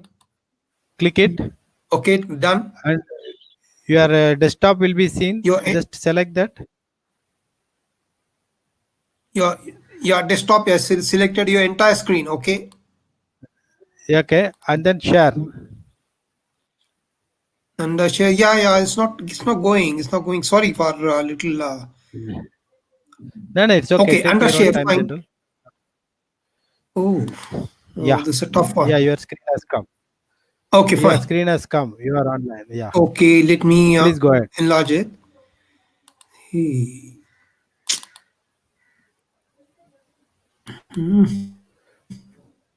You have to go to that particular tag. Which? Hello. Hello. Yeah. we can hear you, sir. You're Go on. on the show. You can see? Yeah, we can see. You can see, but you have to, on the top, you have to go and select that particular window. Yeah, I'm doing that. Yes. Yeah, it is there. Please go ahead. You are perfect. Perfect. Sure. Okay. Yes. Okay. Thank you. Please go ahead. Good Please. morning. Yeah. Good morning to you all. Sorry for a little stop up there because I'm used to the Zoom webinar. This is the first experience. Good morning to you all. I'm General Mansale. I've done my MTech in computer technology from IIT Delhi. I was handling the innovation ecosystem for the Indian Army for about 10 to 12 years, starting from 2000. I'm on the faculty of Institute of Directors for Creativity Innovation. And at the moment, I'm doing some activities connected with the patronizing for the startups. Having said that, the topic which was given in this particular case was business model design and validation. So I'm keeping my talk confined only to business model design and validation because that's what the mandate given to me. Okay, without any further ado or without wasting any further time, what is business model? I'm giving a very short description of that. It is a business plan for any company to make profit. It's as simple as that. Why is it important? Because ultimately, so far we have heard the classic scientific reasons and theories from our bright scientist Kiruba Kalam. Okay. And now we'll hear the perfect business model as far as the startup is concerned. Please appreciate what we're speaking here is only about the startups. I'm not going to talk anything about the innovation. Incidentally, I also would like to make a small little mention that my book on innovation management will be complete in another 6 months or so, which is an effort of last about 5 to 6 years, where all these aspects are included. Okay. Now coming to this particular case, the business model is important because that outlines the problem solution. It also gives you what targets, what customers you are targeting, what is your strategy for the acquisition of for the customers, and what are your anticipated revenues and costs. Because there is no free lunch anywhere, so even the startup has to survive to make profit ultimately. Okay. Having done that, now what exactly are the elements which go in business model design? There are 4 brief elements we can see. The first and foremost is a customer centricity, which addresses what are the pains of the customer, what are the needs of the customer, what experiences the customer would like to have, what are the problems he's facing. That is the customer centricity which the business model design has to address. The second one is any startup has to think big, no doubt. All these guys, whether it is Apple, whether it is Facebook, whether it is Google, they thought very, very big, but started small. They went in small increments and started learning extremely fast. Matter of it's an everyday learning, in fact, as far as the startups are concerned. Then the third is thinking by doing. You keep on trying, you keep on experimenting, you keep on testing the prototypes based on the various hypotheses. And then last is the facts or the opinions.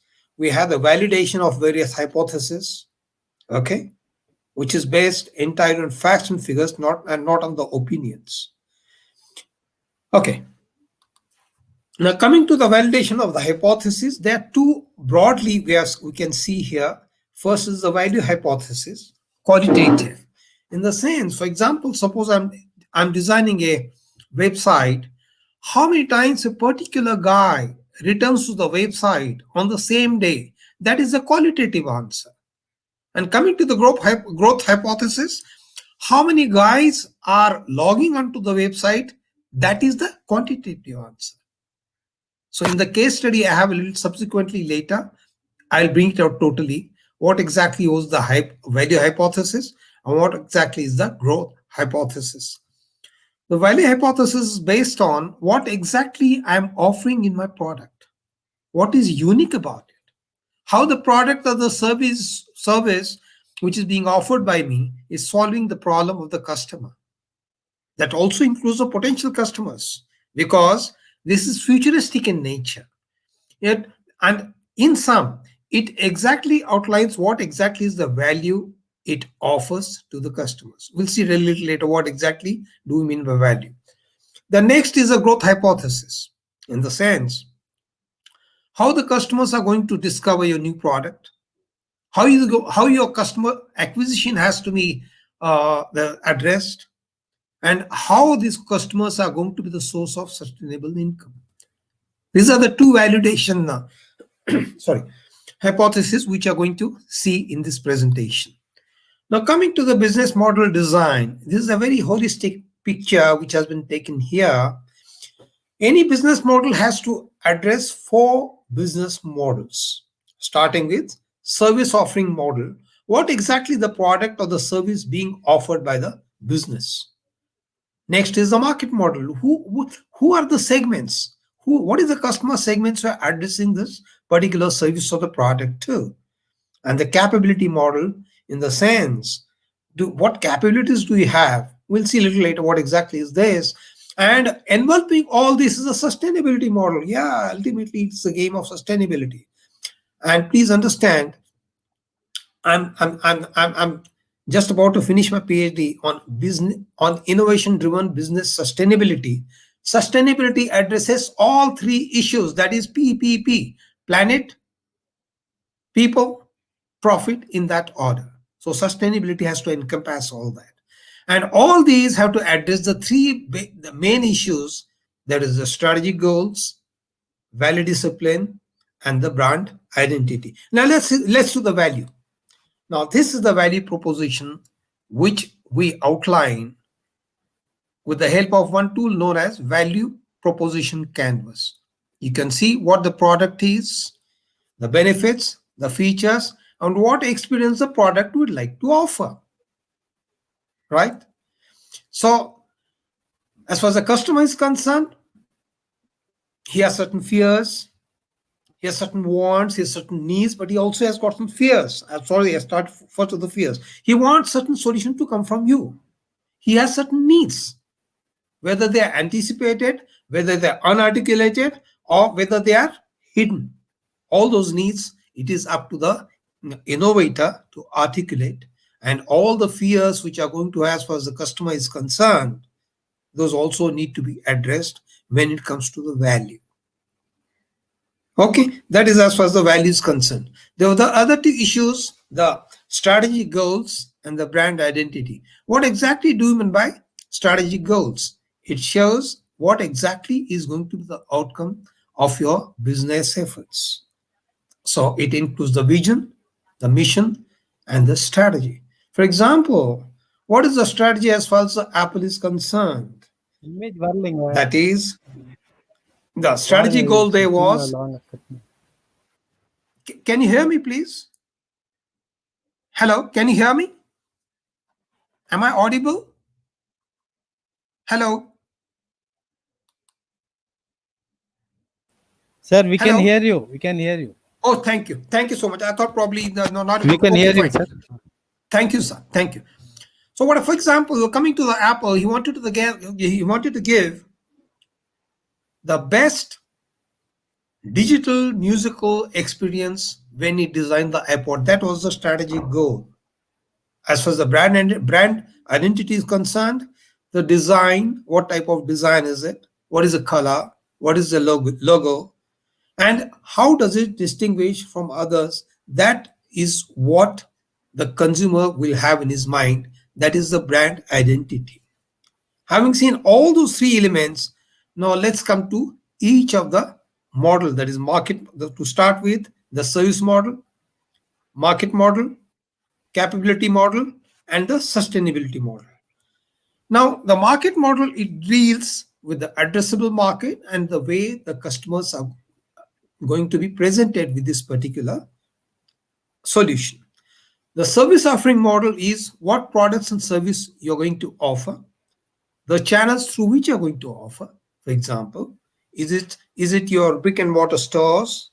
Is it online? Is it at home delivery? Or is it the for example, go in the mall, you have the self-service. These are the service offering model. That is the channels through which it is given to you, given to the customer. And the validated learning in this particular case is extremely important. That is where we come to the validation a little later with the help of two hypotheses, which I had outlined earlier, the value hypothesis as well as the growth hypothesis. The capability model, yes, what are the types of capabilities you need? Okay, should they be internal? Should they be outsourced? Okay, and ultimately you're going to have the model in the particular startups, that is the build, measure, learn activities. How am I going to support that? What capabilities as a startup I'm going to have? That is what is included in the capability model.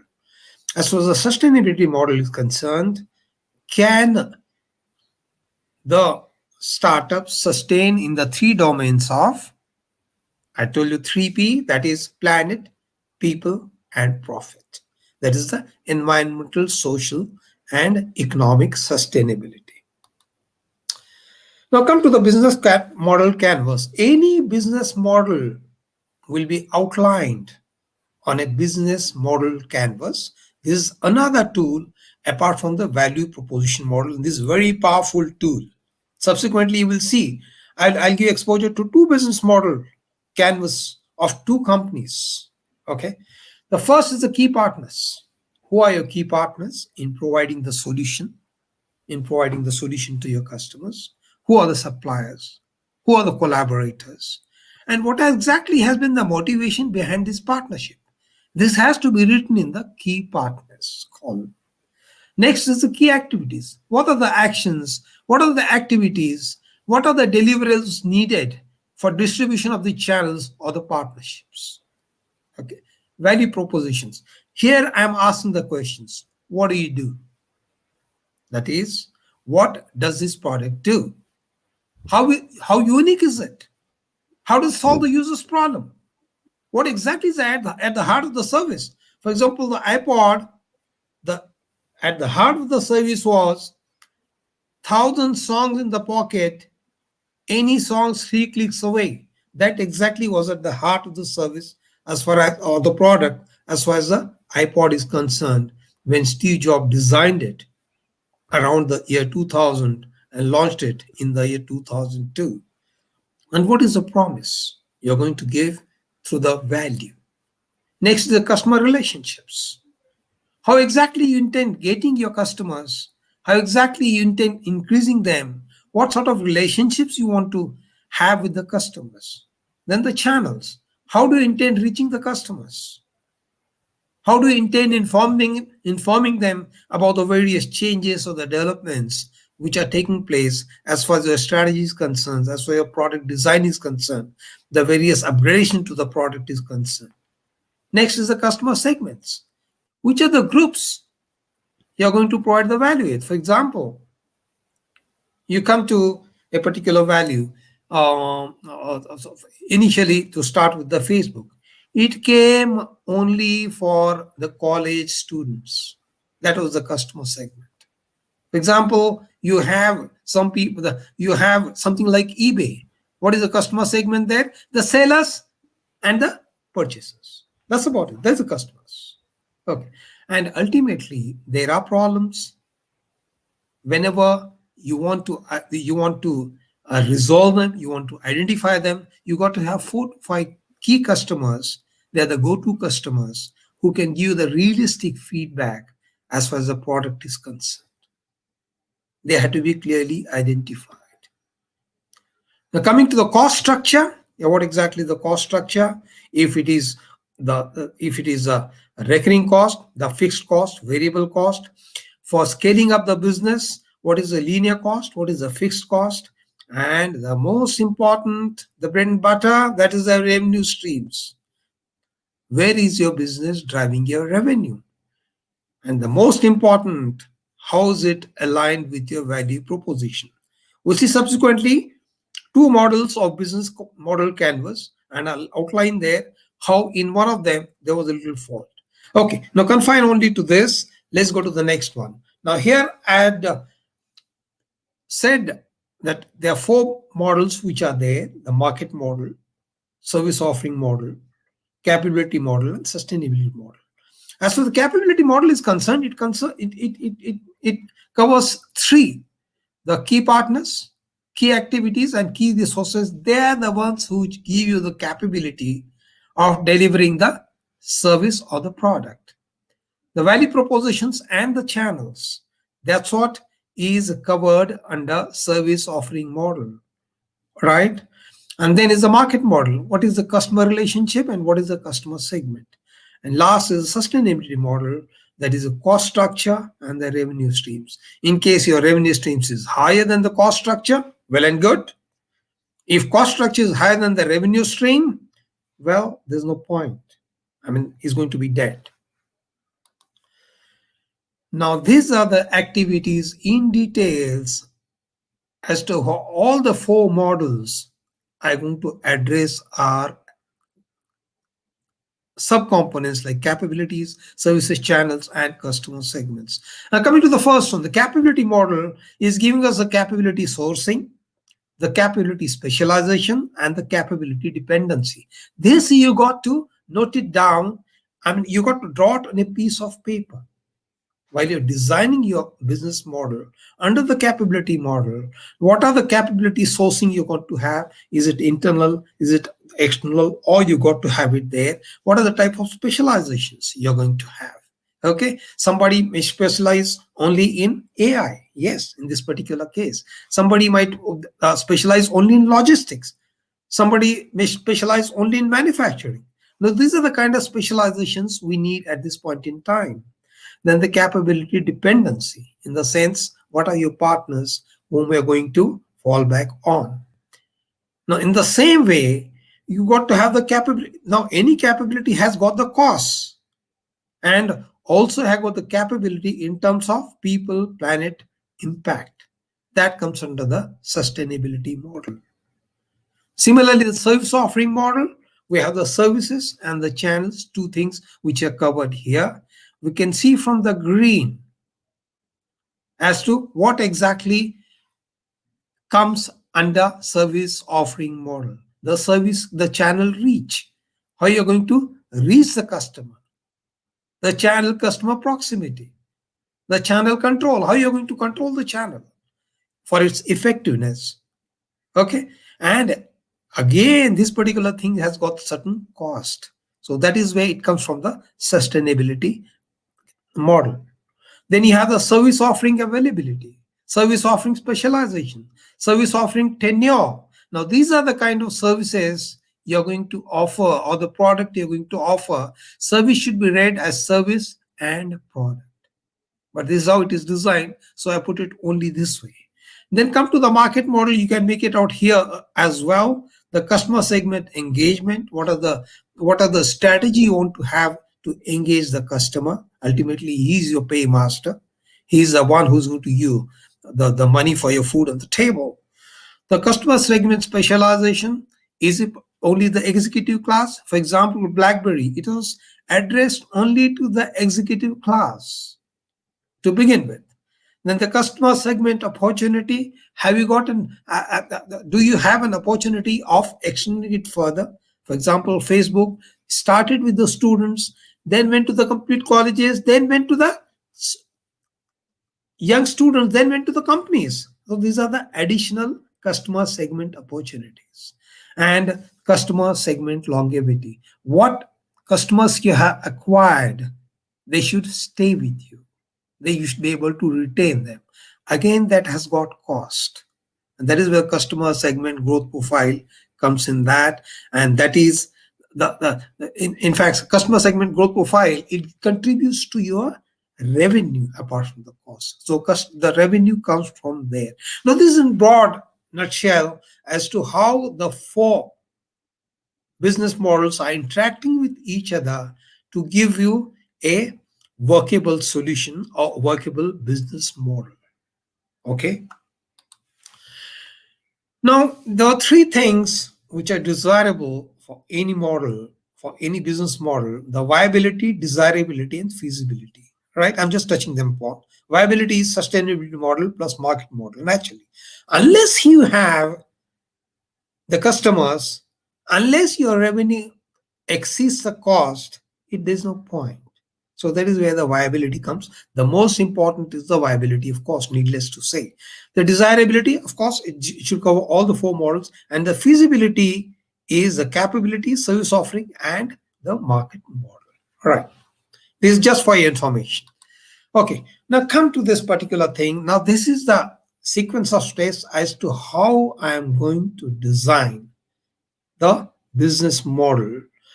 Now, in our particular case, we start with a small product or a service, which is known as the minimum viable product, known as MVP. So in the MVP, we have, so why do we have MVP and not the final product? Well, if you go that way, it's all going to end in disaster. You're going to incur a large amount of money, efforts. The complete organization is going to get geared towards that. So in this particular case, what we do is, in a startup, we start with a small product, a small prototype known as minimum viable product. So how do you do that? What are the 6 steps in that? You identify a problem, identify the pain of the point, develop the MVP prototype, minimum viable product prototype. How you're going to go to the market with this particular prototype, then identify the business model and the pivot as required. Pivot is an extremely important activity as far as the startups is concerned. That is, whenever there are flaws in that, you come back, make the changes to the design, go back again. We'll see it subsequently in a particular feedback loop. Now, as far as the pivot is concerned, a very important thing, what exactly does it do? See, come to the concept of MVP. This I'll skip.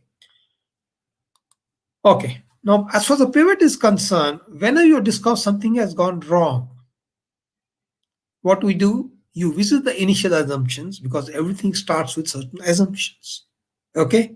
So as I told you, the value hypothesis, growth hypothesis, and all hypotheses have certain assumptions, right?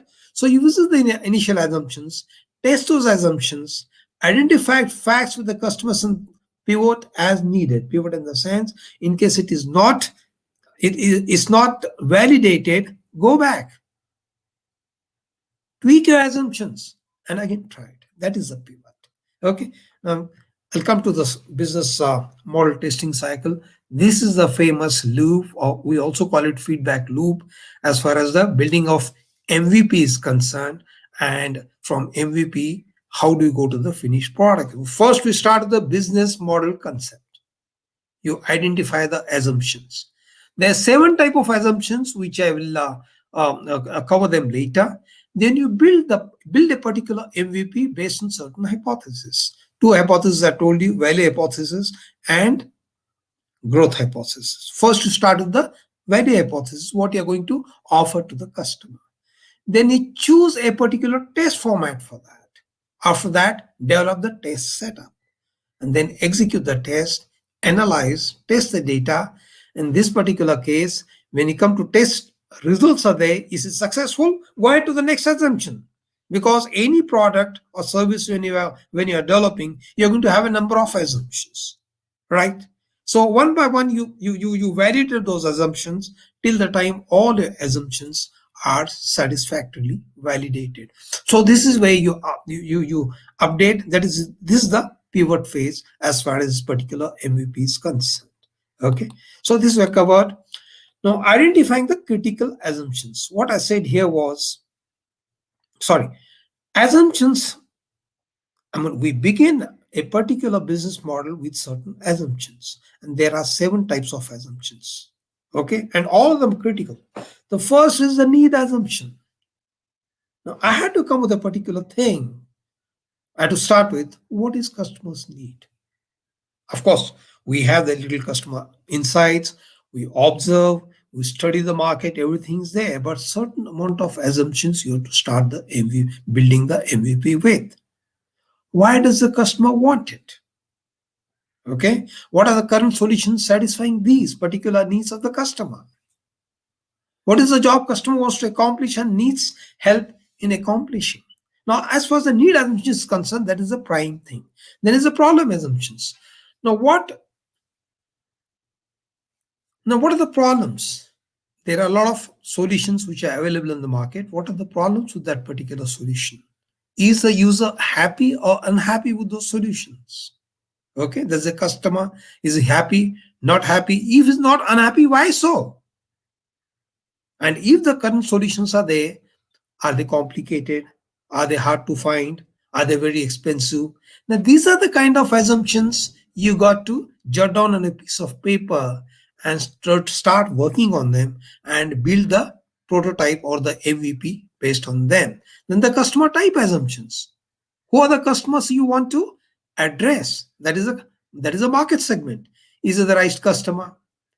Is it the perfect customer? What will the perfect customer look like? That is A, B, C, D. He'd be like this. His need is going to be this. This is the solution he would like to have. This is price point. All those particular things that happens to be the perfect customer. Now, what should be the customer profile? In the sense, is he in education? Is he in the education field? Is he an executive? Is he a student? For example, we have the cyber. I mean, that is Byju's. That is the customer profile is entirely the students there. So that is where you assume it. Can you name a friend who will buy it? Yes. You got to be sure that a particular person will buy it because he can validate your assumptions. Come to the value proposition assumptions. What is the most compelling value as a proposition in this particular case? I'll again relate to the iPod. The best customer experience in digital music. That was the most compelling value proposition. What makes it so unique? Okay, and then what is it that that excites the customer? Yes, a small little thing, just in the pocket. You go anywhere, the complete digital music is accompanying you. That is what excited the customers of iPod in those days. Come to the last 3, that is offering assumptions. What is the offering need to include? Well, there's certain more thing. The MVP start with the basic viable product. What are the additional things you need in that? Okay. Now, what are the products or the services you need to offer to the customer so as to excite them? What are their features? Features in the sense, what is the color? What are the functionalities they should have? What is the form factor they should have? What should be the functionality? And these are the kinds of things you got to think. Then the revenue model assumptions. Yes, what is the best one?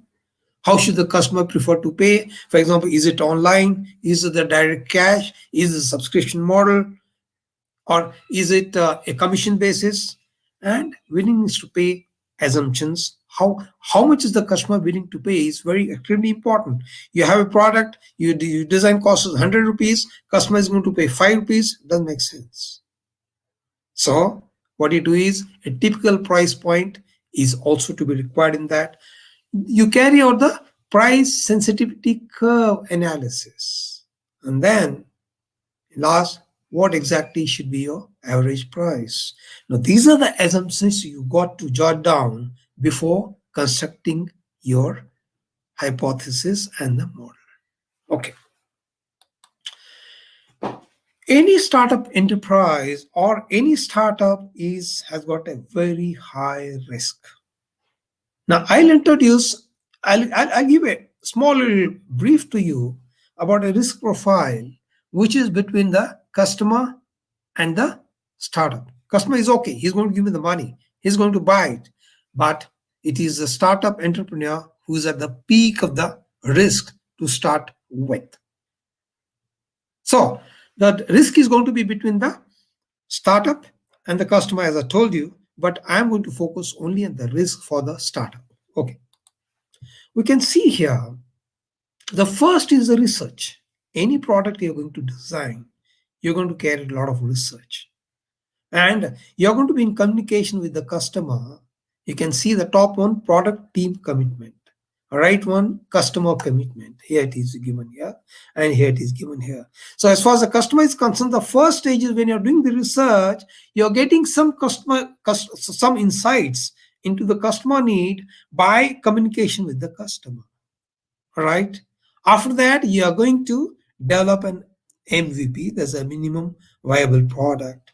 And then after that, if the product is good, the customer purchases it.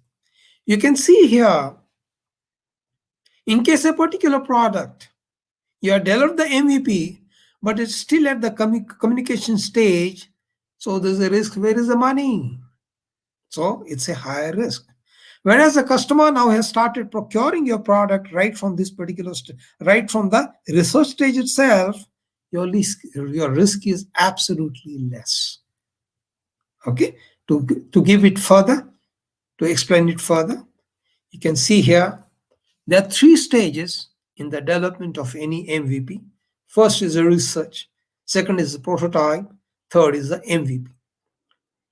So we can see here all the green blocks indicate that the risk here, as far as the startup entrepreneur is concerned or the product team is concerned, is less.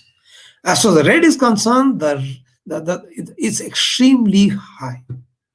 And as far as this particular pink is concerned or magenta is concerned, it is moderate. All right. I'll explain a little more in this particular case. Okay. Can you see here, please? See, the first phase is the discovery. Okay. That is when there's a communication with the purchaser at the research stage. So at that particular time, the contacted customer seems to experience a problem. Okay, because the customer is narrating his problem to you, his expected experience to you. So he's in constant communication with you. You really don't know whether he's going to buy it or not, in the sense the field is open for you.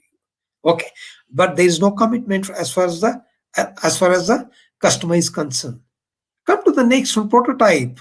Okay, now it's very unfortunate. Sometimes the startup entrepreneur, busy in too many activities, he's got no time to test a solution. So it's blocked. So he ended up with a very high risk. There's no budget.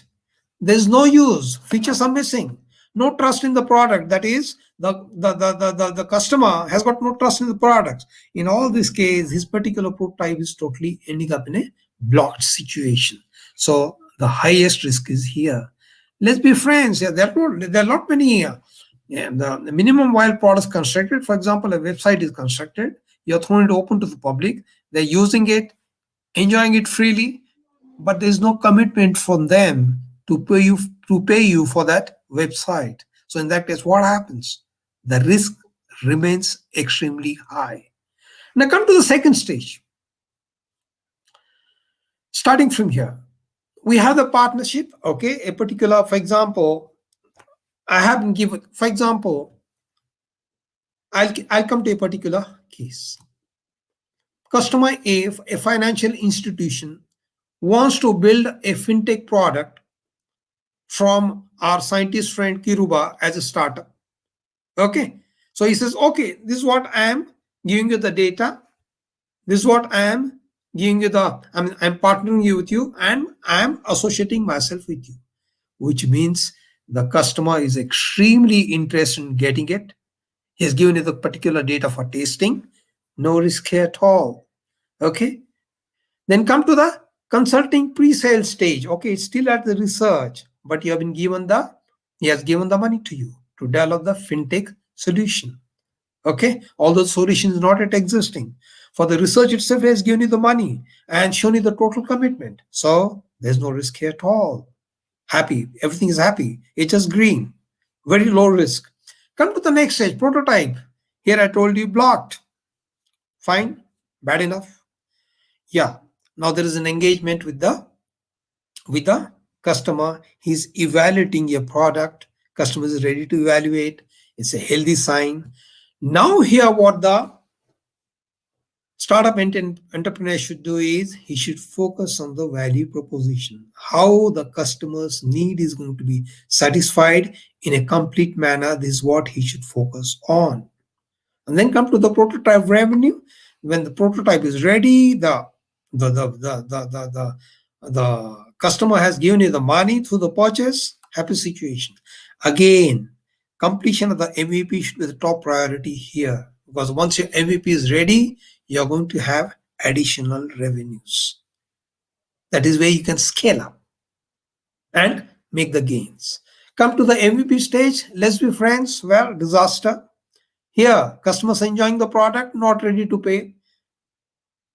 There is also here a feature I'm adding here, can act as growth engine if there are paid users. I'm putting it purposely here in the sense at the evaluation stage, if a particular extra feature is added as a free one, there's a scope for any particular startup to get additional customers and additional revenues. That's why I put it here. Although it is given free, it can still act as the growth engine because it has got a capability, or it has got a potential. I'll not use the capability. It has got the potential of attracting additional customers.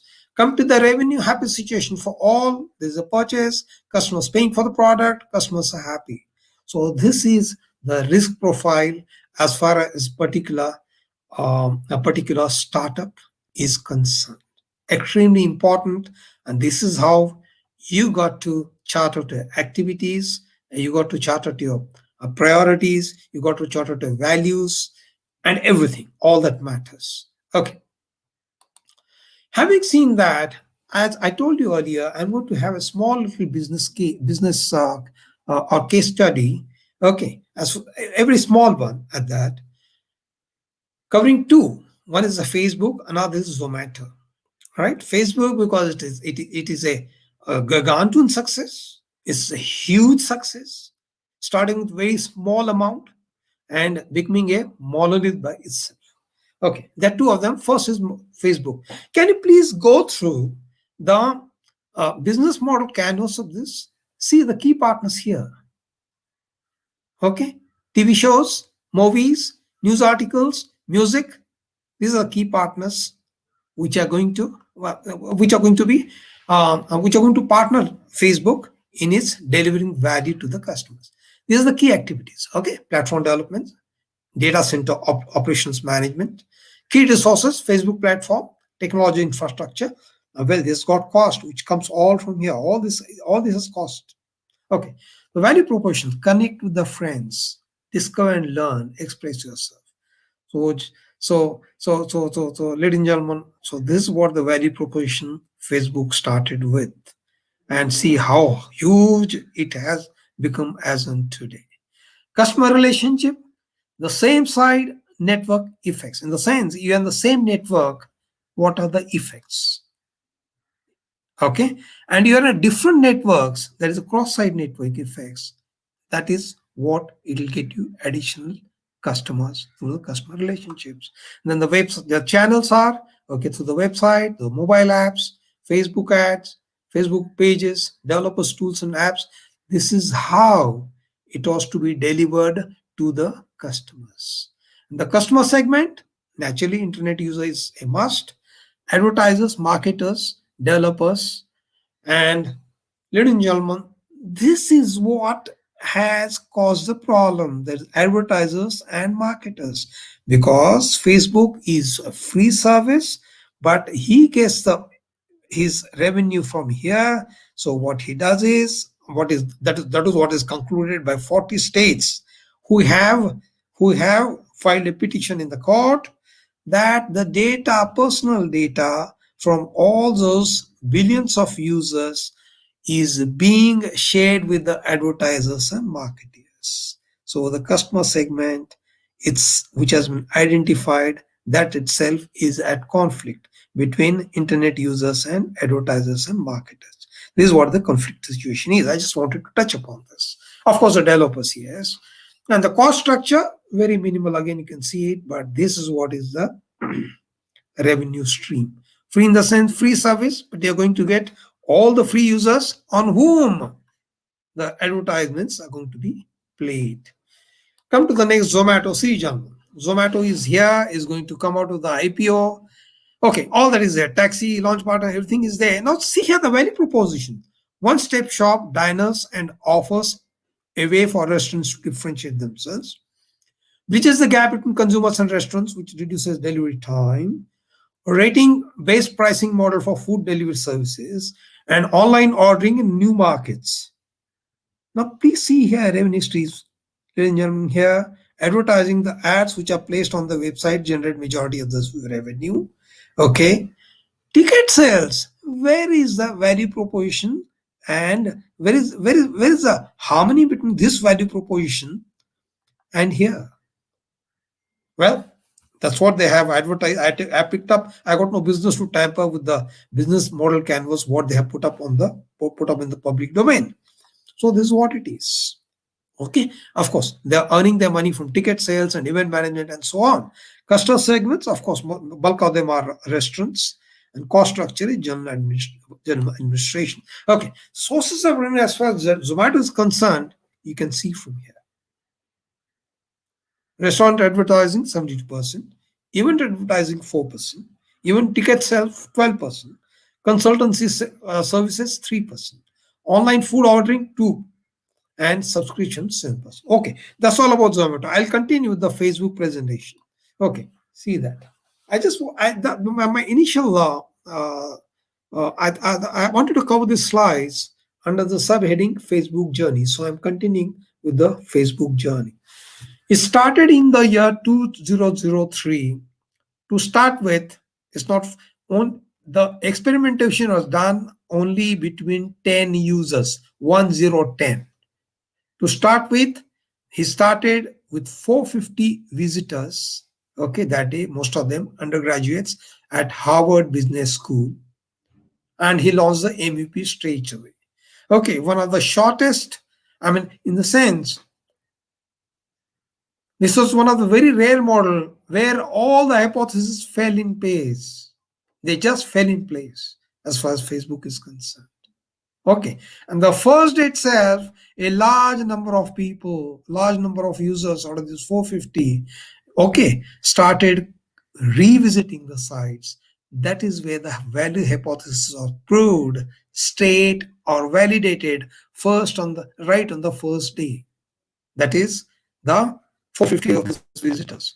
They validated the value hypothesis. Next, now he started expanding it. You can see it here, 2004. Membership expanded to Columbia, Stanford, Yale, extended to other universities. Services refined. At the time, he was all along, refining his services, adding additional features. That is the free MVP which I showed you there, which has got the potential of having additional revenues. They moved to, in this particular case, in 2004, they moved to California. They founded in HBS, Harvard Business School in Boston, moved to California, only $4.5 lakh in their pocket. 2005, membership open to companies and including Apple and Microsoft. Look at that. And again, the services refined, that is free MVP, okay, which has the potential to attract additional customers. That is where the first of their funding came from Excel Partners, 12.7 million, and one of the business entrepreneur himself, personal personal funds, that is $1 million. 2006, open membership to all older than 13 years. You can see how he's acquiring additional customers at a virtually zero cost. That's what I'm seeing here. See the free MVP. In 2007, he launched the Facebook developer platform. That is where again he increased or expanded the scope of his customers. That is the time Microsoft saw it as a platform to advertise itself. That is where Microsoft invested $240 million for 1.6% stake, and the valuation came to $15 billion. So, ladies and gentlemen, see the money, 4.5 lakhs here, $13.7 million here, and the valuation within just about 2 to 3 years had jumped to $15 billion. 2009 was the first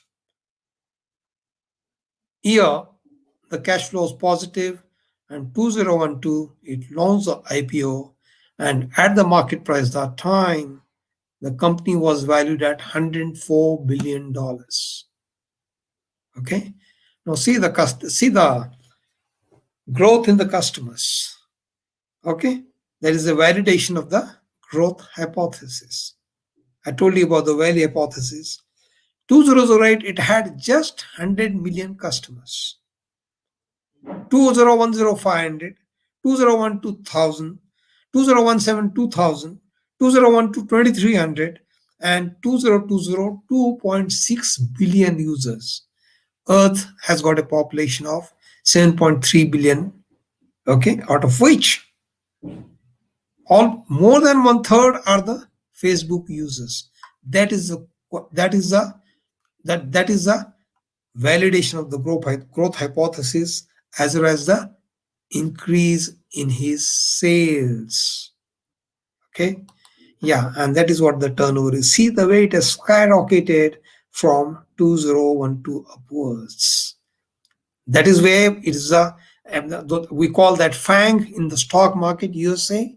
FANG, that is, starts with Facebook, Apple, Amazon, Netflix, and G is for Google, and of course Microsoft last.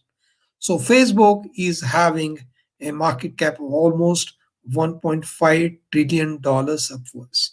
So this is a success story of Facebook. I just wanted to touch upon to illustrate a point where you have the correct hypothesis, your value hypothesis proved correct, your growth hypothesis also is proved correct, you are a great company to go to the market, right? So here is where I finish my presentation, ladies and gentlemen. Thank you so much.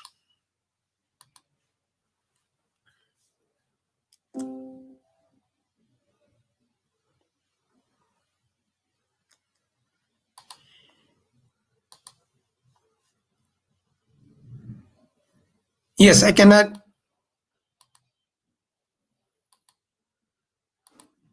Yeah. Now I can answer your questions, answers, if any. Yeah. Thank you so Very much. Thank you very much. Look, I have a first question to you. Sure. See, the MVP is, of course, the key factor for any startups. Okay, let's say in case an entrepreneur wants to start a fine dine outlet or a food court or a restaurant sort of thing, what type of MVP he can carry out?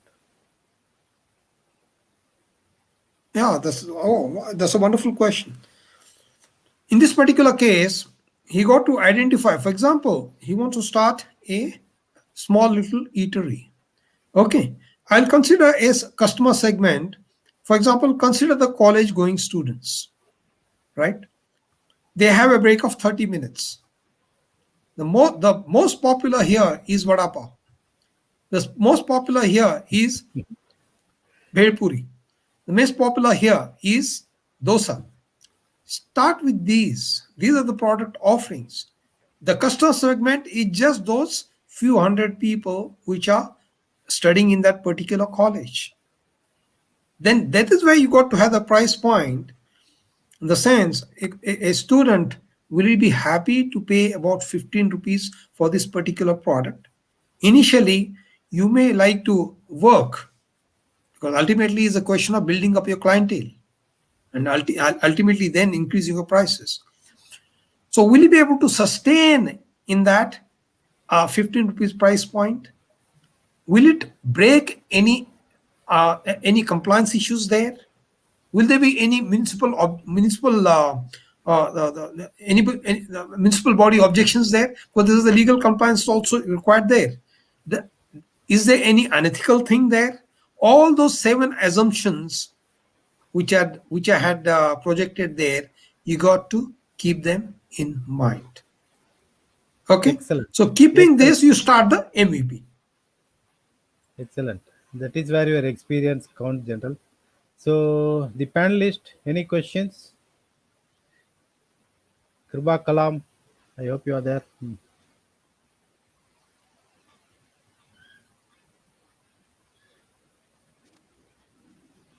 Okay, in between, Shabaz, are you ready with your session? Can we start your session? Uh, I think what I was going to share, majority of part uh, has already been covered. So I'll just because it was so elaborate and it was with so good examples Yeah, and perfect. Yeah. So in the interest of time, I don't think so. It'll be of value add to again repeat the same things, but I would what we can do over here is I would share my sort of experience in my journey and and then relate to what was explained just now. Hey, if you So have any, Shabaz, if you have any case study like Motawai you shared yesterday, no, you are free to share it, please. eh, yeah, I mean, should we sort of share that presentation again? Yeah, you can go ahead, not to worry, because we No, have okay. a knowledgeable crowd over here to explain or share your viewpoints. Okay. Okay. I think so. What I'll do, Partha, is I'll just pull the document or presentation from the drive. Till then, if there are any questions, we can go ahead with that. And in meantime, I'll be ready with the presentation. Okay, rather I will have the guest to ask the general himself, Naki, his contribution to the Indian Army, maybe any specific case study or any project that he led, and then any special memories over there. That's a very interesting one, Partha sir. But anyway, ladies and gentlemen, you see, I'm handling the incubation lab in Delhi, where we had made all 11.3 lakh soldiers of the Indian Army as the ideators. That is the way the defense forces work at the moment. We also have a cell, the ARM EME, where I'm heading, Ideas and Innovation Cell. There's a particular cell which is opened up in the army in a small workshop. From that is where we started getting grounded or getting trained on this in this field of innovations. The best instance when I came in my particular life was we had a small we had the Bofors. That is, we have an indigenization arm in the army. We had the Bofors. Okay, and the Bofors gun, which played a very stellar role in that 200 in that operations Cargill. That is the only one which could withstand all the ruggedness of the operations and could clear the crest.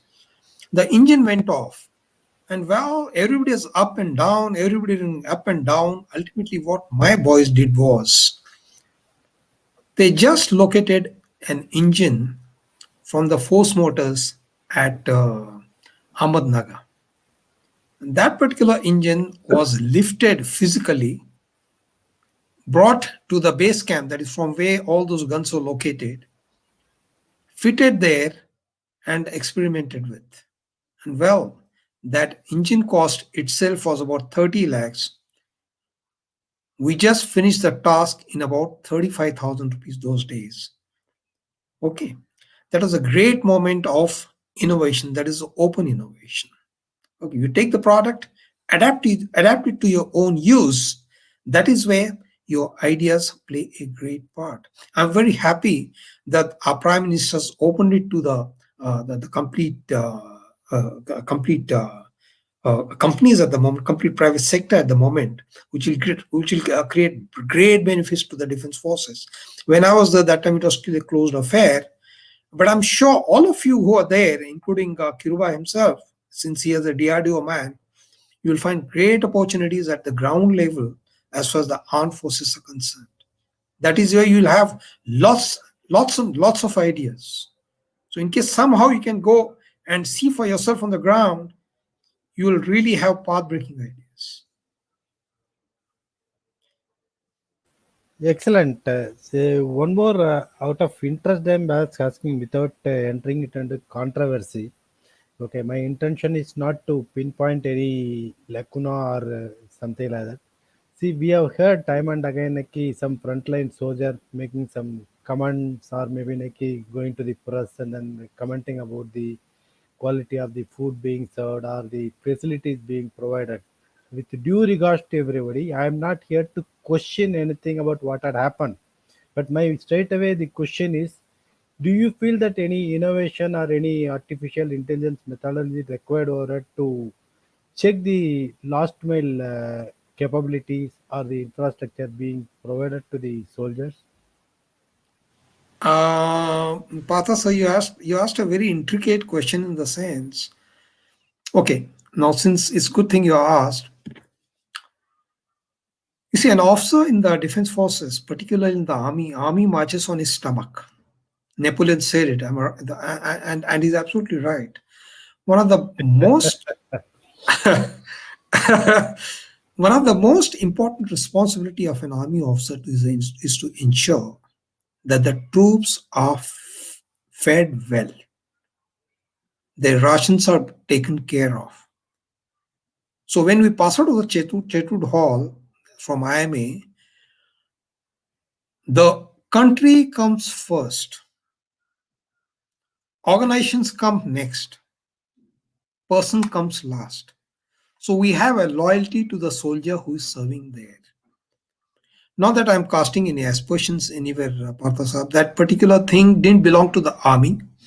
That the quality of food, the complaint which came, it That belonged to was, I some other believe, it's thing. from BSF, if I'm correct. That's the point. So we have a little cultural difference there. So it's not proper for me to make comments on the sister My defense question was forces. generic.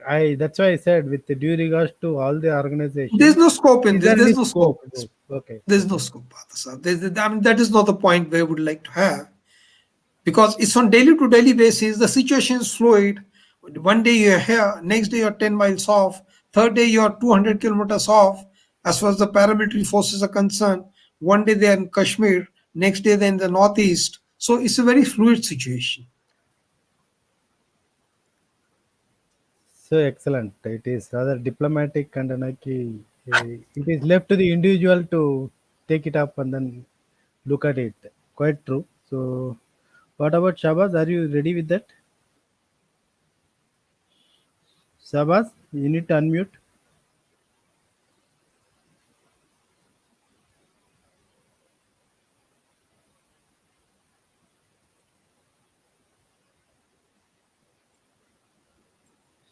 Shabaz, you need to unmute it. Hello? Are you there, Shabaz? or any network issue?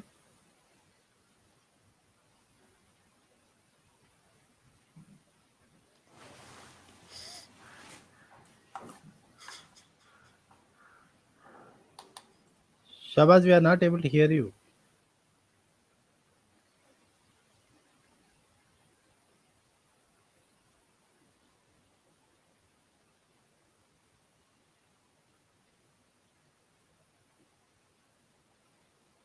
So, any of the panelists would like to ask any questions to General Tajuddin? I think Shabaz is having some technical issue here. Just moved out. Maybe you will log in. Yeah, Shabaz. Are we ready? Sorry, I think the stream got disconnected in Yeah, yeah. between. No problem. No problem. No problem. Are we ready now? Yeah, I'm ready.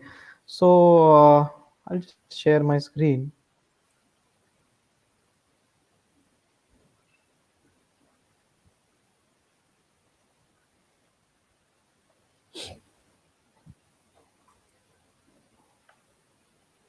So do let me know once you can see my screen. It is there.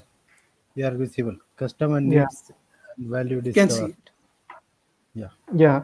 So as Major General rightly pointed about the business model and the validation and the 9 building blocks, uh, perhaps the visual or graphic method of building a business model canvas, which we see most of the companies out there in the Silicon Valley and other tech hubs around the world widely practice.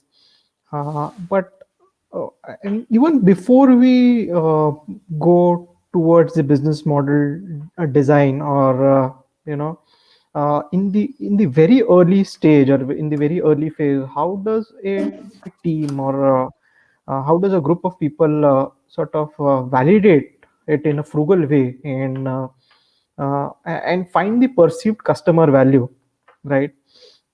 So let us try to understand that with a real life scenario that we have modeled over here, and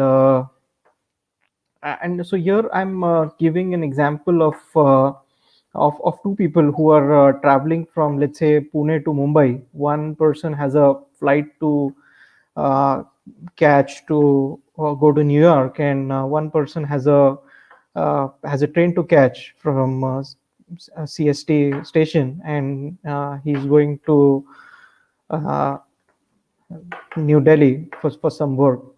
Uh, so in the journey, they're traveling via beloved expressway, and what suddenly happens is there's a this sounds like a problem. I mean, people want to reach to their destination. They have their connecting flights and train to their destination, but they are sort of they have a blocker because of the landslide. And here comes our beloved Mota Bhai, Shri Mukesh Ambani, and he says that I'll this looks like a compelling case, and if we can solve this problem, this might turn to be a good business model. So what he says is, I'll offer a helicopter for you, a helicopter ride for you. You can book a helicopter at the click of a button via your Geo app. So now the thing is, one person, the flight ticket is costing, let's say, around 50K, and the train ticket is costing around 2.5K. uh, and and what Motabhai says is that the price of the helicopter ride is going to be 10K. Now in this scenario, it's but natural that the person who's paying 50K for his flight uh, will be happily paying 10K, and will take a flight. But uh, but someone with a train ticket of 2.5K won't do this. So again, the point over here is that the service or the solution to the problem remains same, but the perceived customer value is different in both the cases. Now what can be a sort of frugal solution to this is, instead of instead of ferrying just one person in the helicopter, if there could be a sharing option where four people could share a seat, if four people could share a helicopter ride. I mean, each of them could pay 2.5K, and then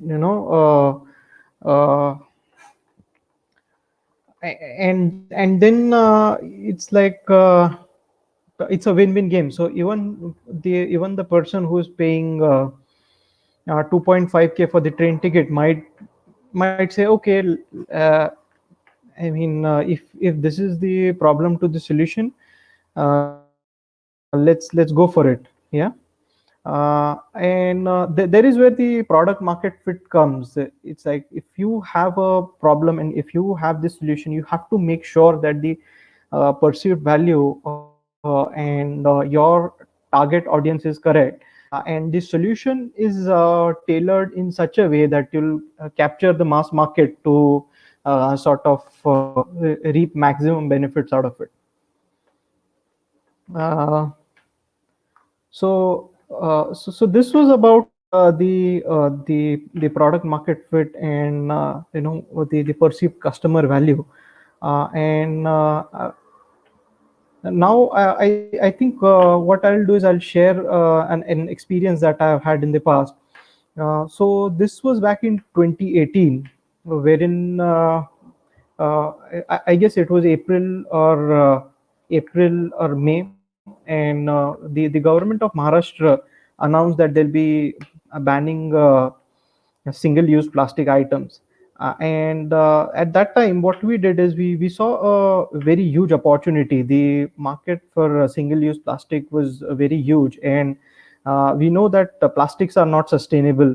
So we were very aggressively looking for a solution to this sort of problem. And what we found out is that there are bags made up of corn and potato starch, which are 100% eco-friendly. So, meaning that if you sort of bury them in the soil, they'll get converted into fertilizers, and that way we'll save the nature without replacing the product itself. Uh, but the only downside was that the product was 4 times expensive as compared to that of plastic, because of small scale and because of the material itself being costly as compared to polypropylene. So what we did is, at that time there were a couple of manufacturers who were manufacturing these bags, and we sort of partnered with them, and we became their front end, and we were able to build a channel partnership in around 16 districts and 220 villages in the Maharashtra state in less than a 1 month's time, and it was like a phenomenal success. But on one fine day, what happened is the government announced that they'll be again allowing plastics above 51 micron. So it was like a loophole, and there were plastics again, and our product being 4 times expensive. Uh, no one was ready to buy. So the government regulation was the only factor people were buying from us. And so learning from here was that your business model, it should be sort of very robust, and it should not be dependent on third party forces. Otherwise, if there are a lot of external dependencies, it's going to hamper your business model. hopefully we were not that big. We were a frugal team, and we were a small team, and we could thankfully we could take the setback. But I'm just wondering what would happen if if you have if you have a very big business, and on one fine day, because of any third party factor, you just have to call it a day off. So that's a learning that I want to share over here on this platform with the budding entrepreneurs, that make sure that your business model is extremely robust and extremely uh, insensitive to any external variations. One more point over here in business model is, I mean, how can you create innovation in business model? So for example, we were talking about let's say plastic bags, and uh, as in compostable bags. And we found out this later, that let's say if we could advertise on these bags, and take money from advertisers and bring down the cost to a much substantial level, there could have been a market for eco-friendly bags, because it's a sort of dual-sided business model. I mean, it's like, when it comes to pricing, I mean, even think of ways to innovate business models, and try to find out ways and means through which you can leverage and monetize and create value. So it's not just one thing. And with the advent of data and advanced analytics and AI and machine learning, I mean, if you're doing something on scale, there's a hell lot of thing that can be done. And yeah, I think that sums it up. I mean, those were some key learnings from my journey so far. Over to you, Partha. Yeah, thank you, Shabaz. It has been quite inspiring. But one question is, why do you call it a successful failure? Are you sure that Sorry. it is a successful or it is a failure? You said that no, okay, my startup was a successful failure. So why do you consider Success. like that? Yeah, successful failure because we were able to we were able to crack the market, and we were able to build a presence in no span of time. So I mean, so that was the success for us. It's like with spending literally zero money on marketing, with having literally zero money. I mean, entirely bootstrapping it from family and friends, making it a profitable venture.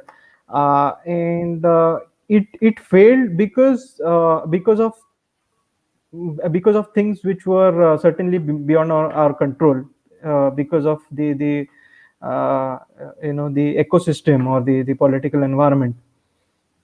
uh, So, Krupa, can you come online and share your views? Whether what Shabazz Khan stake is, how far it is correct? What is your percentile? Even rather, I would like to have a general's view upon that, because it's a very big, tricky scenario for any startup. Okay, concept is successful, but monetarily it is failure. Do you have any food for thought or any suggestions? Rather, uh, it's No, yeah. no, hold on. So, Partha, again, one more thing over here is, let's assume that we would have had, gotten some external funding, or we would have had diversified into some other natural or organic products, and would have continued with the model. We would have been still alive. But the challenge is, with investors money, or with third party coming in, people are looking for instant returns. I mean, eco-friendly or biodegradable plastics, it's a long term game. Like, it's a at least a 25 to 30 years sort of horizon.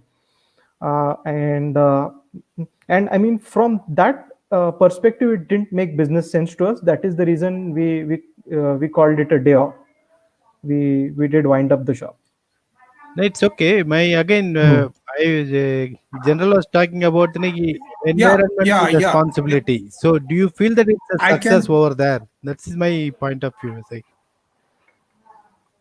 so yeah, Can please, I please, contribute please, Yeah, something? yeah, Can I please, sir, contribute? please. yeah. Huh? See, Shabaz, I really compliment you for a brave manner in which you attempted to come out with an unconventional thinking. Yeah, that is the money out of the West. The point was the ideas Yes, ahead of exactly. time. The Yes. ideas ahead of time. You see, because even Apple, you'd be surprised to know the Apple first iPhone was founded in partnership with what is that? Mm-hmm. Texas Instruments, Mm-hmm. Yeah. right? And it failed. But the beauty is Apple learned from that and went on to launch a huge product later, which became the benchmark in the Mm-hmm. market. So Shabak, only advice I can give is don't lose heart from here. What you can gain from here is the lessons what you have drawn from this particular venture, which will come very handy in your further startup should you embark on a similar journey. Yeah, quite true. Certainly. In my Certainly. opinion, way back in '79, SLV-3 was a failure mission. It didn't mean like okay, Dr. Kalam had given up his efforts or whatever it is. The consequent it was yes a great success and he proved his metal and like see the that is what you call it as like persistence rather like so I think Kruba is not Yes. available at this Yeah, point no, no, of no. time. I'm available, available. I'm available. So you Ready can to come online, Kruba. Maybe share your Yes, views. yes, sir, yes, sir. You need to To unmute your camera and mic. Yes, yes, yes, sir. Yes. See, what I mean to say, two things here, sir. When the startup at ideate state, right? That good idea, right from the idea when you start in the development phase, that is called milestone. Okay, the once the cross the milestone M0, M1, M2, M2 is the product productionization. So there is the problem comes, sir. I think some noise from some other side. Can you anyone mute? Yeah, Yeah. fine. Okay, to answer your question, sir, where the failure have happened, right? When you are having that angel investors and the venture, too many people, if you are bring it to the board of director, rights, you are answerable to the too many peoples. One thing, the passionate towards the technology person will wait for the ROI. There is a one calculation called ROI, return on investment proposals, right? So if you invest a crore or 1 or 2 crores money, and what will be the project timeline, because there will be some incubation period, there will be for development phase, there will be for a correction and fixing and launching phase. After that, after 3 years, then 3 more years to go for a milestone 3. Once the milestone 3 is completed, then only you will get start your money getting back. That is called a complete incubation period is for about 4 years. In the sense, upfront we have to tell when the project presentation is happen itself, the people are understood that I may get a money. See, it's like it should be, most of the venture investors are like behaving like a movie producers. Okay, they'll put a money and then wait for 3 months, and the next 4 month onwards they will expect some returns. So at the time you cannot focus on your technical stuffs, and you cannot focus on the deliverable. There will be peer pressure, you will be all into the cycle of peer pressure. There only this lot of startups got killed, sir. So what I mean to say to Subhas and Major, sir, so in this case there should be a clear of ROI meeting. So there should be a return on investment meeting that should be accepted by a people of the all the stakeholders. It should be completely. It should be like a deed and document. Then See, instead till of 5 years. shying No, away, no. no, you should have periodical meetings and Mm, appraisals and mm. review meetings should be there. You should take the investors into confidence and explain them what is the situation. No, People always shy away. That is one major point. Yes, yes, sir. Okay, That and is what. another no, no. observation Sorry. from my side is yes, General. Sorry. You have something? Yeah, Sorry, yeah. I Partha. had 2 points here. Yeah, Uh, can I say something? Yes, Shabas, yeah, how yeah. much how much was the tenure of how much was the life of your startup? So it was very short. It was somewhere around 6 months. Oh, Then then nothing you, lost. you, yes, you sir. you are No, at the no, nothing MVP Then was. stage nothing itself, you lost. failed. You Then, see, yeah. No, no, no. It's not in your MVP. case, Mm-hmm. the viability of the idea should have been tested in the first hand Mm, by few of the people who are your sounding board, say 20, 30 people, are you going to, for example, say your close friends or your close friends, don't take the relatives always will give you a pat on the back or what better kitna acha kiya. Right, you could have taken them as a sounding board and tested the viability of the idea, whether they will prove to be the customers. That was the first stage we could have done in this particular case. But you're not borrowed from any the investing agency, isn't it? From Correct, your correct. speech, you could make. So Yeah. So yeah, you have lost nothing except for your own personal fortune to some extent. But it's a huge learning value. All that I can say is this.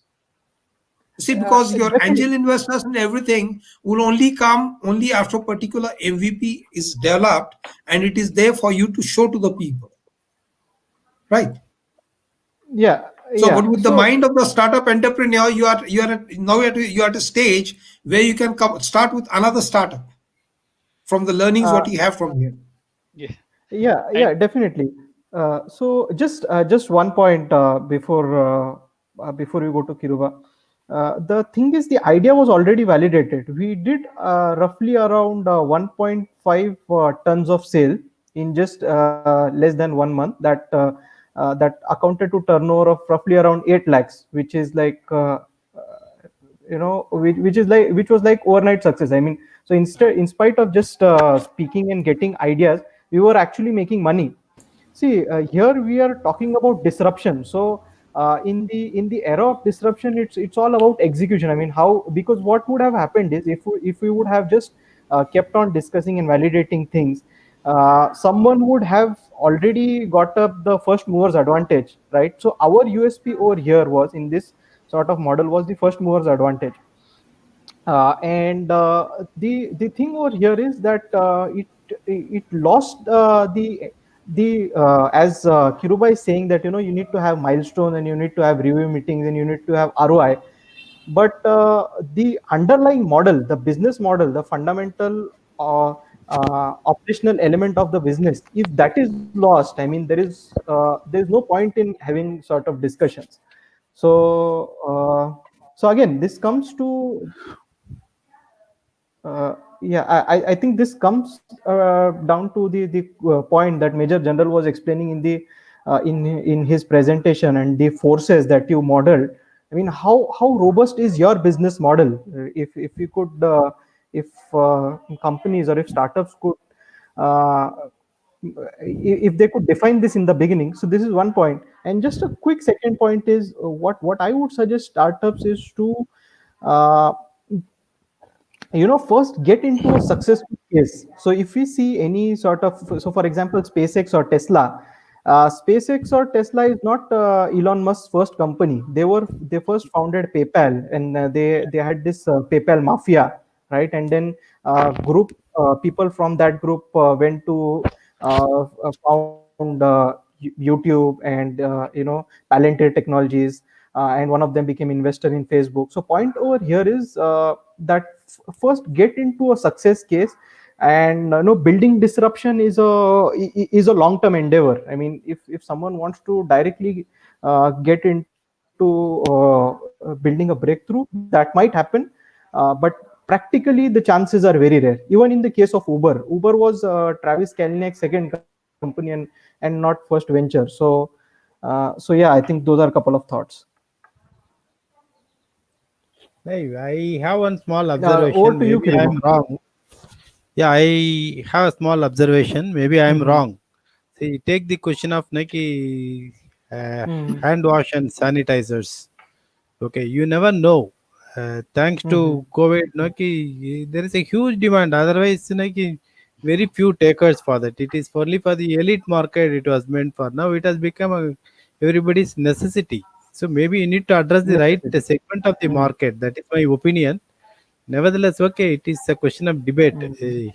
It is your baby end of the day, and Yeah. you know how to bring it up. Okay, so I think Hmm.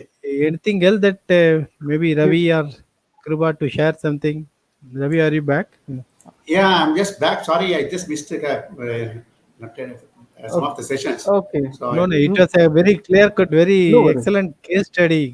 Shaba's case was a very excellent case study, and okay, we took it in the right forum. okay, Thanks to General Tajuddin and of course Kruba is also the experienced people.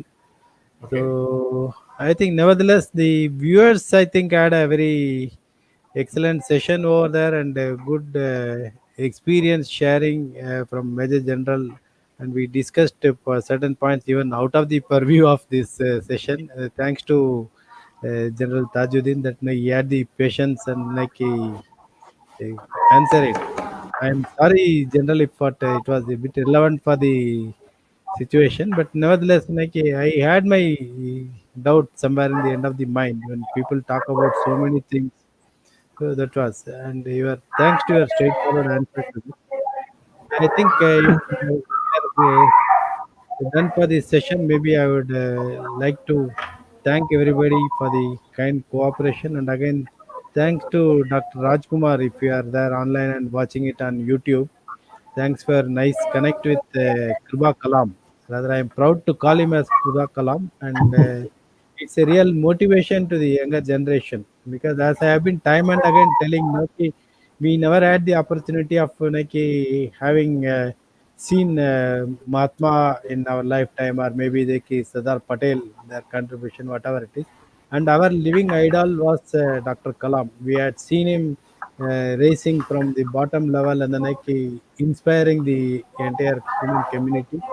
And I am again happy in the year 2020. This some section of our group they are selling it as Kalam year. Okay, so target 2020. So I Well am said. happy that we have also done some little bit contribution to the community, and we'll take it up further from here. So with this note, I thank everybody for joining us, and thank you once again. And let's keep this going ahead. So irrespective of the audience, the message should reach. In fact, we have already decided to take the glimpses of this particular session and all the sessions and make it as a single video and promote it to the community. And of course, the response is also encouraging. We have on an average had about 1,000 plus views every day. Maybe on not at the moment when it is live, but even after that, people are just looking in it. So I am thankful to Ravi for joining this mission, and also thankful to all the Thank you. panelists. And don't give up, Shabaz, with my request. No, 23rd. no, no. We are already. It's been If 2 years you have the now. intention to revive it, I am getting one set of investors doing a pitch session over with us on 23rd. You are welcome to give your presentation there if you have anything to share. Okay. So thanks, Major. Thanks, Ravi and Kripa Yeah. Kalamji. Then also Thank, Shabaz. Okay. thank you so much. And It's of course, I Thank you. take this opportunity to thank uh, Mr. Kandelwal also, Sparsh Kandelwal, for joining his, Morning session. spending his valuable time. Okay. Thanks everyone, and let's meet at 2:30 for another session with a young, innovative personality, Mr. Balaji Vardhan. He is setting up a group of youngsters and very innovative things he is doing with robotics. So I request all the panelists also if you have time to do join us. And thank you very much. And thanks, Major General, once again, and Jai Hind. Thank you. Thank you, sir. Thank you. thank you. Thank you so much. Thank you so Thank you, much. Botha sir. Thank you, Botha sir. Thank you, Prabhakalam.